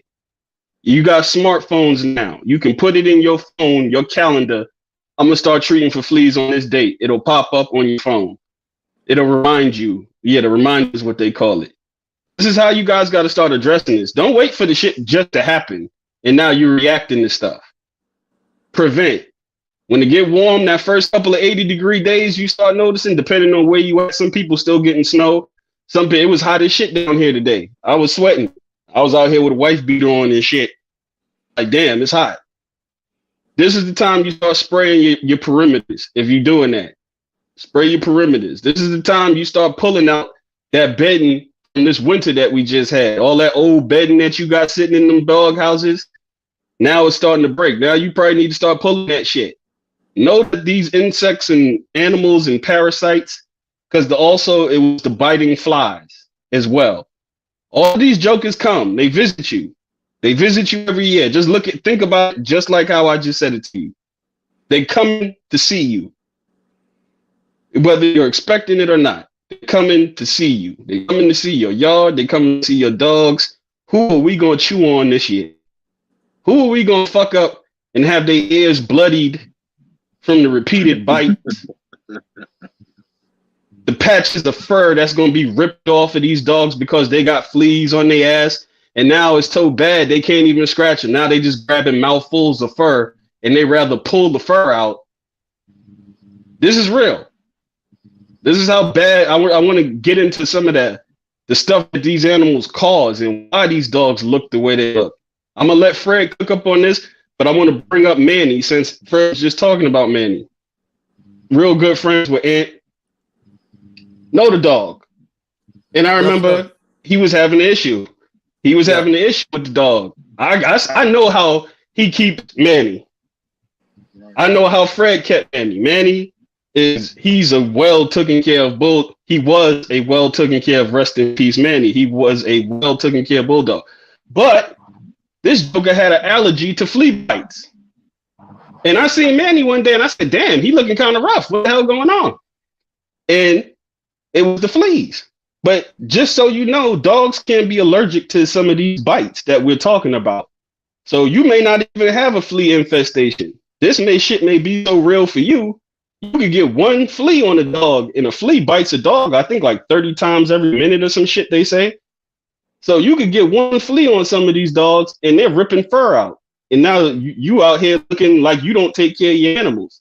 So even allergies to some of these bites, when you know your blood, when you know your family tree of dogs and you know what's going on, some of these things are in these dogs. All of these dogs don't react the same way to these parasites like some dogs do. But just to open it up on the flea bites and the flies, Fred, you can go ahead and cook up. Yeah, like you were saying, some of it's genetic. I mean, that's another part of the culling process. And once you learn certain things, hey, you gotta start treating it like XYZ. You already know wintertime, even in the wintertime, I spray from inside the doghouse because hey, they looking for blood. They looking for blood. They can survive. They can survive in your doghouse with your dog all winter long, bro. So, but what you need to do is wash that dog up, and then, like you said, get all that stuff out of there and spray the inside of the dog area where he living and inside that doghouse and up under the doghouse. You know what I'm saying? I mean, you need to start. Hey, you need to start doing it now. I mean, really.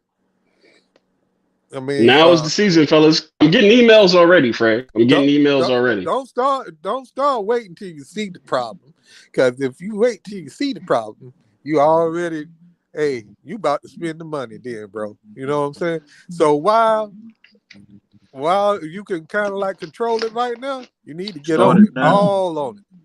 And start, like you said, start preventing stuff right now while you got the upper hand. Because if you wait till you see it and it got bad, you're going to catch the devil trying to get him away from your house then. Right. Yeah. Brown, cook up. Hey, like this, start now. I mean, yeah, like, my yard, I got trees, but you don't see fleas. You know what I mean? I don't feel none of that, because fleas, one thing about fleas will come in your house. Yes. I heard guys say they walk in their backyard and they got fleas. Man, that's nasty. You know what I mean? Yeah. I don't do fleas, yo. Yeah, to me, that's nasty, yo. Like, a flea can actually kill a puppy. Just how deep this is with a flea. You know what I mean? Because it's sucking all the blood next to your dog, cause a name meat. Say that again? Well, like you said, they can kill a puppy. And me and Thompson was talking about 4 or 5 months ago that fire ants killed his puppies. And see, the thing is, I got a pest control that comes spray the house and stuff, the inside of my house, my buildings and stuff around my yard and stuff. And so then I go and buy stuff to treat my yard. You feel me? I buy stuff to treat my yard, and then that ain't only the stuff that you're going to treat the dogs with. You know what I'm saying? That's a whole separate kind of stuff that you're treating the dogs with. Right. So that's the money that's about to be spent. So if you start thinking about it, if you don't treat your yard, you're going to have ant piles out there. And them ant piles can get bad. I mean, they coming up right now, really. I just seen a few everywhere. I just seen I'm sprinkling shit. I'm sprinkling shit as we speak. Hey, but see, to be honest, this for the ones that, I mean, like, some people don't know how to, go at things, when it come down to these fleas. Salute to Welcome Down Ram. He dropping jewels in the chat too. You know what I mean? Like, it's not just, me, Fred, and Thompson, but you got other people that know about things, and like they say, each one teach one. Start now, yo. Some people don't know how to hit a flea. You know what I mean? Next thing you know, a flea is an outbreak. You feel me? Yeah. It's an outbreak. Hey, can I speak on the outbreak? Right. Fred, hey, look. I'm going to tell y'all about something that I saw. I'm just telling you how everybody's yard ain't a good yard to be at. You understand what I'm saying? Right. Okay, my man had 2 dogs, right? And the fleas was so bad. How bad was the fleas? How bad was the fleas, Fred? If you take something and throw it up in the air, when it hit the ground, you'll see all the fleas back from around it and come back to it. Oh shit, man! You just made my skin fucking crawl, man. God damn, bro. That we call a flea infestation. Let me tell you, when the dogs walk, you can see them back up and come back to the dogs. Right, man. That's And I'm gonna tell you what that come from. I'm gonna tell you Go what it ahead, comes. cook, Fred. Teach the young brothers. I'm not gonna be light about it because I'm over here where I live at. That's what I call a trifling person. They'll take where the dogs live at. They'll go in there to clean the pen, and they'll scoop the poop, right? And they'll throw it on the other side of the fence. That's nasty, son. And look, over a year or two, guess what you're gonna have on the other side of the fence? A big old pile of poopy, right? And guess what this gonna become? A nest for fleas. A haven for them.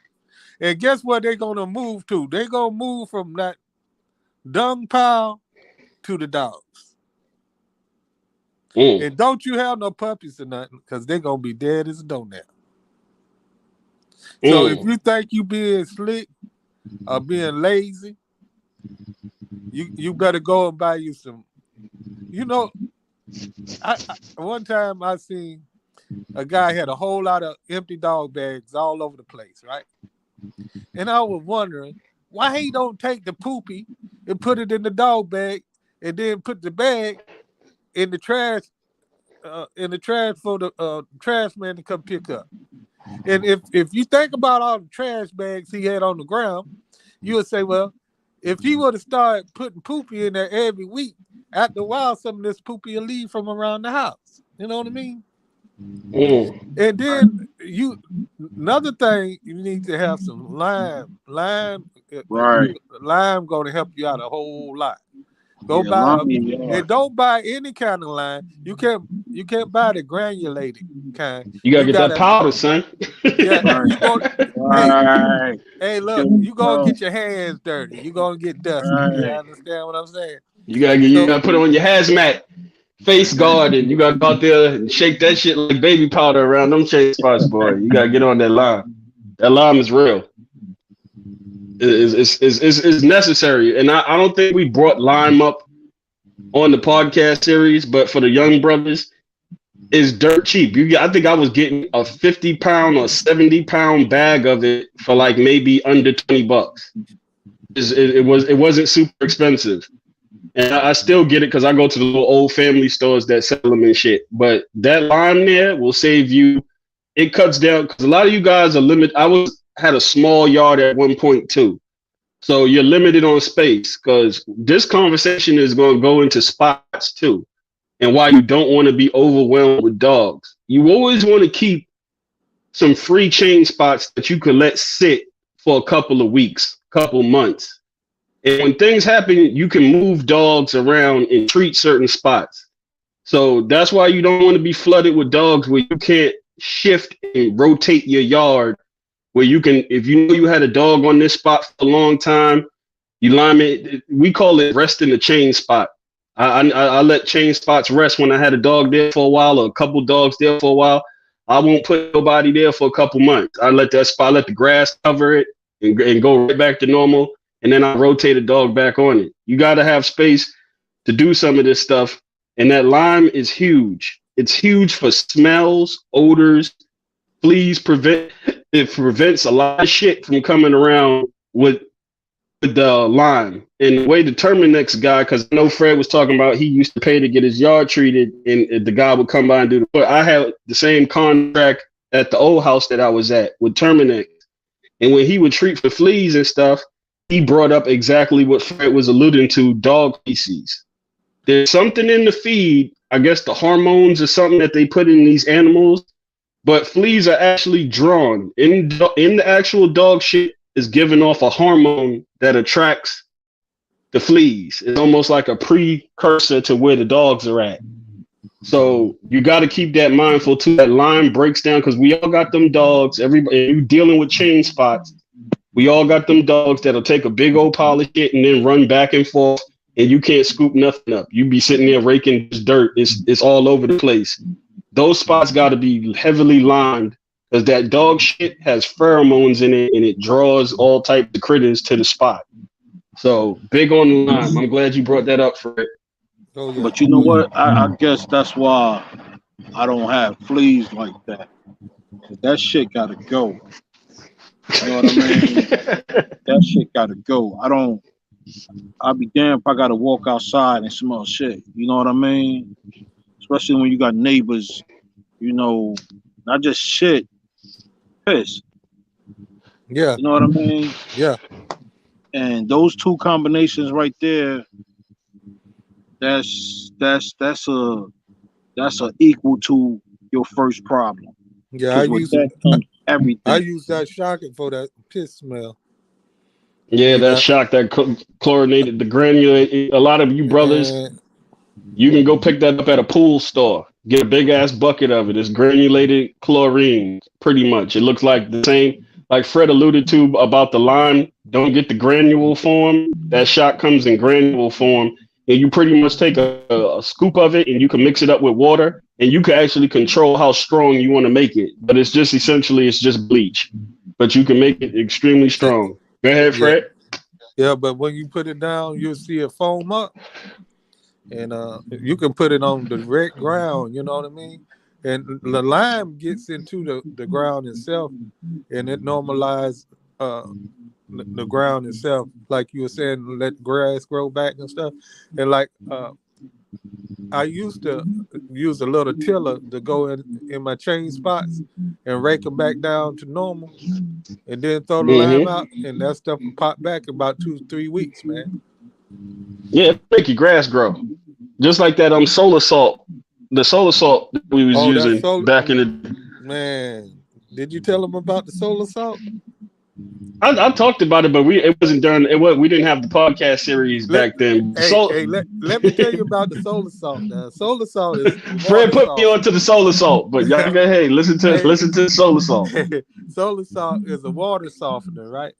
That people that have well water and stuff like that, they use that to keep you from having hard Hey water. Fred, hold on, Fred. Are you around a TV or something? Because I'm getting like a real muffling noise from somebody. No, It gotta be you. Yeah, no, I don't no. know if you're around some windy or something. Oh, all right, you sound good. Go ahead, cook up. Yeah. Well, the solar salt is for well water and stuff like that to soften the water, like a water softener. So they sell bags of solar salt at Walmart and stuff like that. It may be $3 or $4 a bag for a 40-pound bag. And like this guy used to work at this chemical company, and I used to cut his hair. And his brother had real bad fleas, real bad fleas, bro. And the guy told me that he take and go deflea his brother's yard, and he was telling me what he was using, the solar salt. And he said he'll throw that solar salt out and he'll wet it, and when that stuff go to the ground. But the thing about the solar salt, once you wet it and it go in the ground, if you live next door to your mother or to a cousin or something like that, you better tell them before you use the solar salt, because it's gonna get rid of the fleas, the ants, the bugs, anything like that. They're gonna run. They're gonna get up out of that. They're gonna leave that, but they'll go to your neighbor's house. You understand what I'm Yeah, saying? that's the key thing that about the solar salt. When you put that shit down, I think I did talk about it in one of my videos years ago. But the You want thing to is, start around your house first. yeah, you Start better go around around your your house, house because it will. first. If you start at where the dogs at, right, and you put that solar salt out there where the dogs at, you'll run them darn fleas cleaning into your house. They'll run in your house trying to get away from that solar salt. It's just like running the snakes. You know what I'm saying? Using a sulfur. In the summertime, you use sulfur to run snakes. You know what I mean? So, Yeah, this is just prevention, old stuff that people used to use that, we just sharing with you, but you got to be kind of smart. Just like if you use sulfur for snakes, you got to put it around your house first, put it around your buildings first, You'll run them away from your house and away from your buildings, and then away from your dogs. You know what I'm saying? But don't start at your dogs, and then they'll start hiding up in your buildings and try to run in your house. So you got to be careful. Be careful. And also, when we was talking about the cleanliness, that links into the biting flies. If your yard ain't clean, if you can smell it, a fly can smell it. Fly can smell a pile of shit from a mile away. So if you all of this stuff is linked together, and when we talk about these dogs, I always talk about the financial aspect of these dogs. It costs money. This is not dog food. This ain't medicine for your dogs. This is just a whole nother aspect that you got to come out your pocket for and understand, because this stuff will destroy your dogs. It will destroy your pups. It will have your yard looking crazy. And the way the stars align is this is the same time animal control is going to knock on your fucking door. It seems to happen in that sequence of events. So, you know what? So prior to this, just know that you don't want your dogs looking crazy, because you don't know when you're going to get that visit. You don't know. First, you got to clean up your damn yard. You know what I mean? For one, you know, this just literally go back to the beginning of the conversation. You know, first, before you even get a dog, have your yard clean. You know, people live on properties that don't even have their yard clean. They don't know fleas over there, whatever. You know, two, get you something, whatever you get, puppy, older dog, whatever. But first, it starts off with your yard being clean. You know, because you can get a dog, have a nasty yard, a dirty yard, or you just lazy, you know, and next thing you know, you got a problem because you haven't been cleaning shit and piss. You know what I mean? And now you got parvo, coccidia. You know what I mean? So Well, yard, it's also a health hazard. You can step on the nail, all kinds of stuff. I've seen all kinds of messed up yards, man. It look like the dogs back there on the junkyard or something. You know what I mean? Right. Clean that stuff up, man. You got to. If you're And gonna this affects everybody. It affects everybody as a community, because it's not like the way we get hurt is one person do something stupid, but they polarize that one person that did something silly, and they make that the equivalent for everybody else who's in these dogs. Oh, this is what they're doing. No, that's what that person was doing. They're not clean. For the young guys out there, don't ever get into a habit of I'm gonna do it tomorrow. The minute you start saying I'm gonna do it tomorrow, get out of dogs, bro. It ain't that. This ain't that kind of party. Yeah, because you ain't got the passion for it. I mean, just you don't have the passion for it, and it's okay. It's okay to say that. Everybody ain't cut out to take a bunch of dogs. Even if you got one dog and you're finding yourself saying I'll do it tomorrow, it's not a good thing. We know what one day worth of shit look like on the ground. Especially for you, so some of you brothers who feeding some real poor quality. I know that's a lot of shit. It's a lot of shit. You're not in a position to say I'm gonna do it tomorrow. That's if you're sick, you feel good, you tired, you had a bad fucking day. You still got to go back there and take care of them dogs. And if you're not going to do that, get the fuck out of the dogs. Simple, man. Just being 100% honest with you. I just alluded to the one day you say I'm going to do it tomorrow is the next day animal control going to knock on your fucking door. That's how the atmosphere works. Think about it along that lines. Let it be some pressure on your back. If the motherfuckers come and knock on my door, or leave a note at my gate saying that they need to do a welfare check, or they pop up on your ass, have that in the back of your head. Because they're not going to hear this shit. And then you gave them ammunition to kill you. Just throwing it out there for the young brothers. Know what you can handle and know what you can't handle. That's the part of being a grown ass man. Know what you can do and what you can't do. If you're failing, wrap that up and say, hey man, this ain't for me. I don't feel like this shit. I mean, I tell a lot of people, I don't feel like this, but it's a passion. I love it. Brown love it. Fred love it. All of the people in the chat that you see that's in these dogs, they love it. It's something that's got to get done. But cleanliness leads to a lot of these things that we're discussing here. The flies, the fleas, a lot of this stuff is predicated around not being clean and treating your yard. Yeah, I mean, Brothers, please. You know what? It's real. It's simple. Like let's go back to the car thing. Get a car, you don't put no gas in it. You know what I mean? You get a dog, you get a puppy, you ain't gonna take care of it. I mean, I don't care if you gotta go to the vet and get a flea pill. It's different avenues. I'm not, because at the end of the day, what might work for me might not work for you. You feel me? Only thing I could do is give you tips of what might work. Like with my yard, I use vinegar and water. Spray the yard down, especially with the dogs that piss. That works. I use permethrin, that helps me out with the preventer.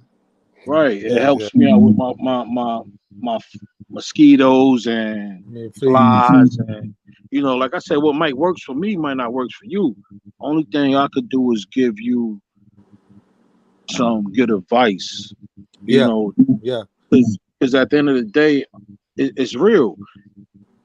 Man to man. Yeah, it's real. It's that real. If man to man, if you get a puppy from not just me, from anybody, most people will sell you a puppy and cancel you. You know what I mean? Like I say, a lot of people fall for war stories.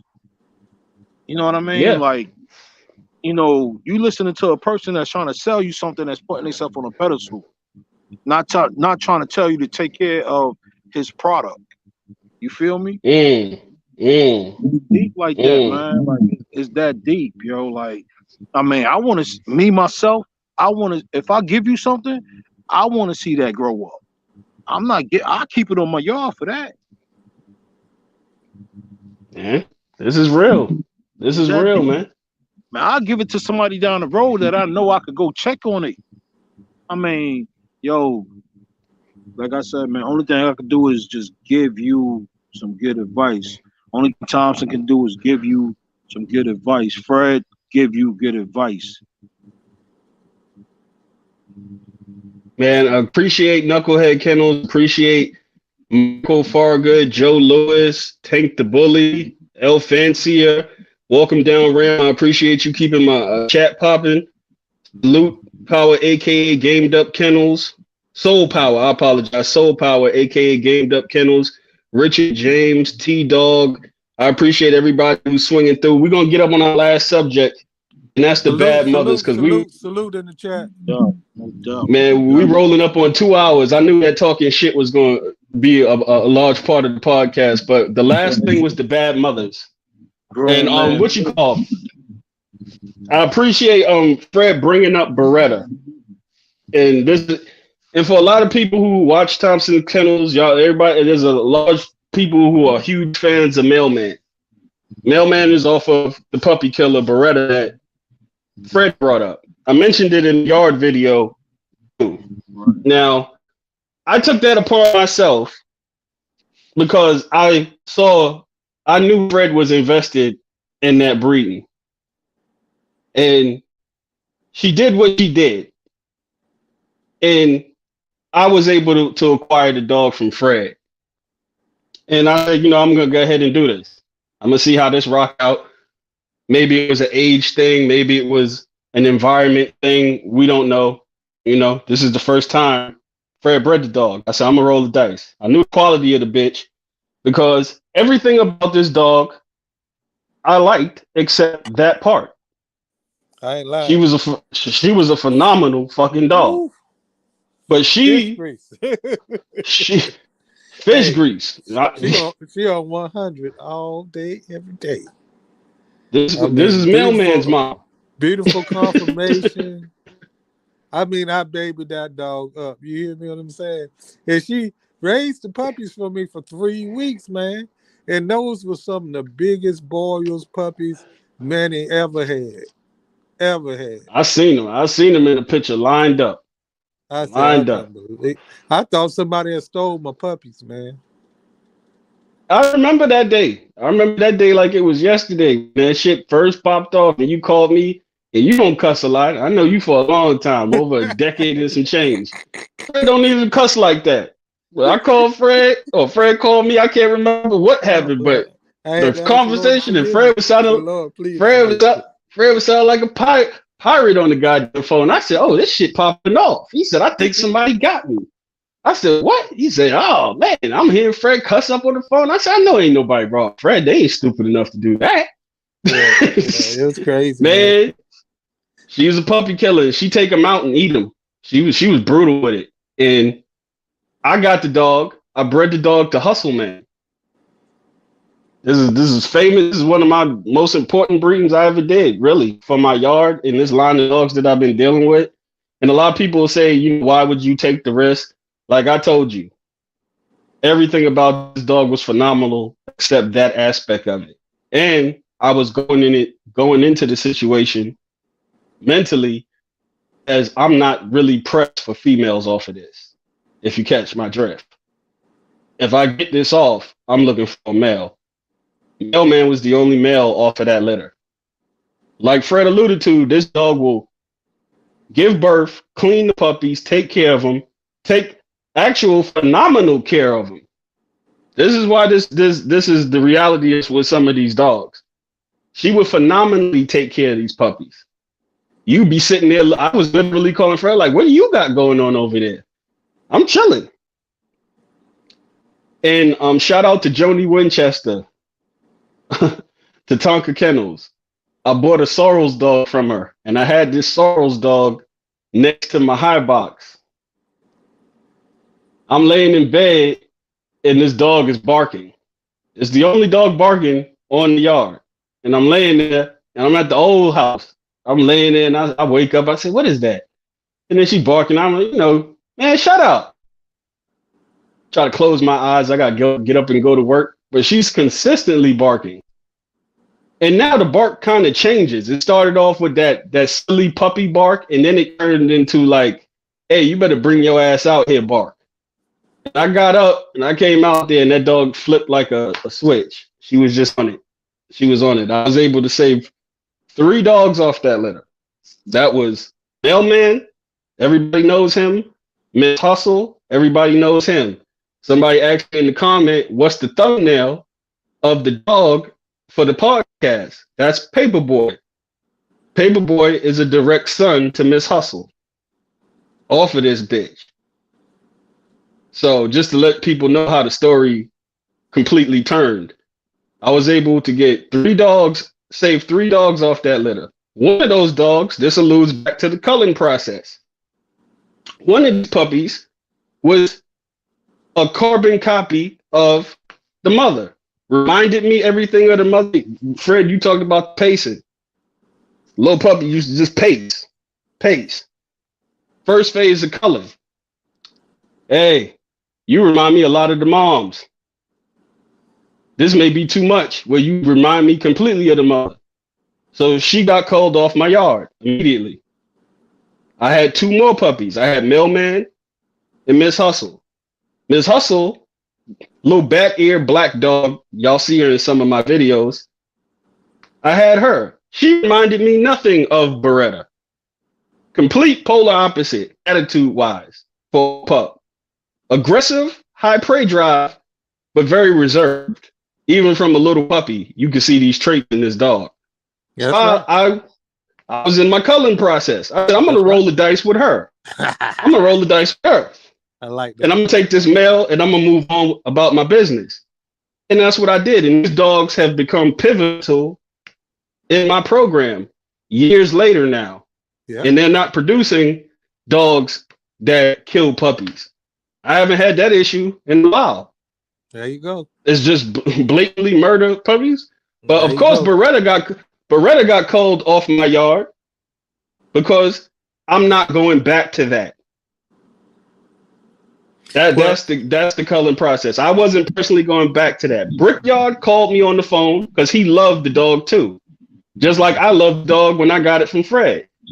I'm a stand-up dude. I don't, just like Brown alluded to, I got principles and morals and shit.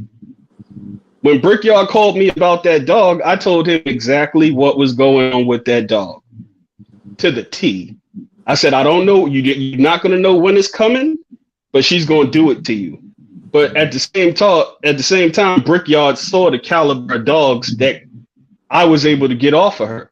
So he opted to roll the dice, and he successfully did it several times with the dog and got high caliber dogs. So, you know, it's about what you're willing to deal with. The pros and the cons on Beretta, it was way more pros, and that was just one major con. But let me add this to it. When we bought Beretta, I call it Foxy Brown. When we bought Foxy Brown from Ronald, I got Foxy Brown, and my partner Greg, he had got, I think her name was Layla. Layla was Foxy Brown's sister, and both of them dogs would kill puppies, and both of them come off of the same mother. What the mama name was with the Layla? I think it was Layla. I'm not sure. I think it was Layla, wasn't it? Well, yeah, it was Layla. Brown, I think you got that muffling going on, bro. You got to mute. You hear something? Yeah, it's like music or something. Yeah, Brown, just hit the little microphone in the bottom left-hand corner when you're not talking, because you got like a little muffling going on. Go ahead, Fred. It sounds clear. Yeah, but she was throwing dogs that would murk puppies like that. But, you know, that was something that was coming through. And she was off of Black Reggie, the Brown Bomber. But, you know, that just was something that was coming through the line. You know, so a lot of times when we're breeding these dogs, you see imperfections and stuff like that. Sometimes people, like you said, roll the dice and try to get something out of it, and some people are just not going to do it. So, that's 100% everybody's own preference. You know, there's people that's going to disagree with that. There's people that's going to agree with it. But I was in a position where I was taking care of them dogs. Hey, you know what that comes down to? That comes down to how bad it comes down to how bad you want it. You know, it comes down. Those dogs didn't get sold off. They didn't get sold off. You know, people love to talk about keeping dogs. Yeah, I kept them dogs. I know what it was. It wasn't something that I pawned it off on somebody else to see. No, that was me all day. And them dogs still in my yard now. Just like when they left my yard, you knew what it was. You was 100% honest with me. You know, honesty is the best policy. You know what I mean? Honesty is the best policy. But as far as we concluding this podcast, we got to cook up something with the mothers as well. When is the mother not a bad mother? And when is it you just fucking up? Let's get deep into this now. Hey, yo. These dogs are 100% honest about how they feeling. Hey, yo, now, you can sit there and have puppies and let 2 weeks go by, 3 weeks go by, 4 weeks go by, and these puppies are chasing this bitch around the box. She's obviously had enough. They got teeth. Just because you don't want to pick up shit, you're leaving these puppies with her for a little bit more longer than what you need to be leaving. She's giving you all the signals that she's had enough. She's growling at them and snapping at them. The cage is not big enough where she can actually get away from them. You're not giving her a break. You should have been started these puppies on regular food. You should have started your weaning process. Because every mother ain't a bad mother. Some people are just bad owners, and they don't know the telltale signs of, hey man, I'm gonna take her. I'm gonna start weaning her off these puppies. And Because a lot of bitches, some people try people to label these baby. bitches bad, and they not bad. Some Go people ahead, try to Fred. some people try to baby the little puppies. You know what I'm saying? I'm gonna leave them puppies in there with the mama till they're 8 weeks old. Okay, but the thing is, American Pit Bull Terriers, they claws may be sharper than their teeth. Mm. And you know the thing is, Miss God bless him, Miss Judy with Hey, Fred. Hey, Brown, you got mute up. You got something in the background, bro. Damn. Word, I got you. Miss Judy with Bonafide Kennel Club used to tell me, make sure you file them puppy fingernails back because they'll cut the mama tits up. And a lot of people don't know them puppies sit there and they claw them tits and claw them up. And, you know, they have them tits so red and hot that that mama don't want no parts of them puppies. And then some of them bite the tits too hard. I mean, all according what bloodline you got, you know what I'm saying? Because some puppies are rougher than some other puppies. And some mothers sit there and die for their puppies. I done had a dog like that. I mean, she was about to darn cash all the way out. She turned into a sack of bones for her puppies. She was feeding 11 pups. So sometimes it's got to be you, the responsible part, to taking care of the pups. Either way, if the mama is a good mama or the mama is an excellent mama and want to just be there for the pups when she shouldn't even be in there no more. I mean, sometimes it got to be us that cut them out. That, and I just wanted to enlighten that part too, because a lot of these females and these bitches that get labeled. I gave y'all an example of a dog that I once owned. That was the extreme case of it, extreme version of it. But a lot of these female dogs get labeled as bad mothers, and they truly not. Hey, Brown, cook up. Hey yo, no lie. Hey Fred, you can vouch for this. Lady Gaga, see, it ain't start 4 or 5 weeks later. You know what I mean? You might have a female that literally ain't about to do no puppies. You know what I mean? Like, see, most people look at it down the line. Over here, I mean, you know, it don't start down the line over here. You know, it starts now. Lady Gaga wasn't doing no pups. I got Hellboys. I got a little offer. But like we talked about earlier, it all depends on how bad you want it. That's the truth. You know But what I mean? the thing is, like with Lady Gaga, I found out this to be true. A lot of times, because Lady Gaga had 2 litters over here for me. Right, The right. first litter she had was with Abdullah. He was an handicapped dog. And the second breeding I did was with A. Graham Madden. It was inbred. And she took care of those puppies. She had them and she took care of the puppies. But the thing was, when I sold Lady Gaga, Right, right, right.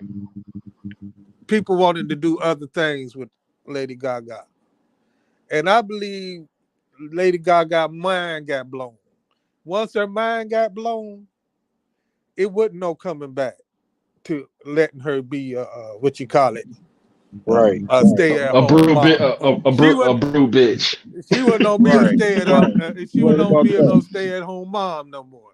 So you know, if I believe if my man would have just took the dog and just chilled and bred her, he would have been straight. But hey, everybody do what they do. You know what I'm saying? That's all I can say. She was a mean. I had the bitch at my house. That was a mean, hateful little bitch, boy. That was a Hey, mean, hateful hey, little bitch, Hey, boy. you didn't need to do all that. If you was on trying to get puppies off her, I think that was the worst thing you could have did. Introduce her to that lifestyle. So once you introduce her to that lifestyle, you get exactly what's coming to you. You feel me? And so even right. though Lady Gaga was introduced to that, thank God that Brown was able to get something off of it because I know the dog mind was totally different from when I had her. You know what I mean? She wasn't Yeah. even the same. You know, so It's, It's crazy. real. Yeah, you know why? Because at the end of the day, like you was 100. You know what I mean? And a lot of people ain't 100. Or They 50, it's 50. the truth. Yeah, Hey, because we've been cooking up almost 2.5 hours. This shit has been epic. I ain't even gonna lie to you, man. I think this is one of the best ones yet, man. Hey, I, man. I enjoy it. I'm out of my topic list, man. And Brown said something too, man. Everybody ain't 100, but the goal with the podcast is we trying to get everybody to try and be 100. Trying to get this game to a higher echelon, a higher level, higher elevation of learning. That's what the podcast is for. I want to appreciate everybody who took their time on this Thursday night to swing through and kick it with Salute, us. salute, And salute, salute. I mean, it was a ton of people in here. I appreciate y'all taking time out y'all day to cook with us and support the channel. We're trying to do some big things in 2023. I want to end this note, and I want the other guys to close out, man. You know, I just want to say thank y'all again, because this was something that I debated about for years, about trying to start the little podcast series. 78 used to try to talk me into doing shit, and Buck back in the day used to try to talk me into the shit, but I never felt comfortable enough. You know, I'm a real introvert type of person.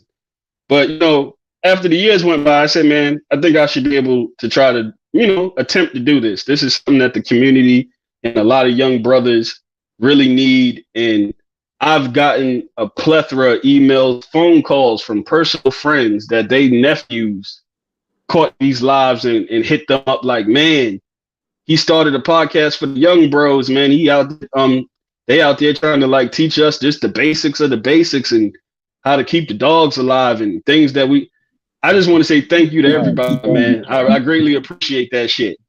And Brown and then Fred, y'all say y'all two pieces. Please, y'all guys, say y'all I know Brown, Fred, please clearly say your Ronald Boyles page, your Facebook page clearly so the guys could get it. And I still gotta teach you how to tag and pin the comments because I'm still getting Is emails about these it brood boxes that you was talking about building. Them boys hitting me up and I ain't got shit to do with it. So them boys need to is it fly to any your way? way with it.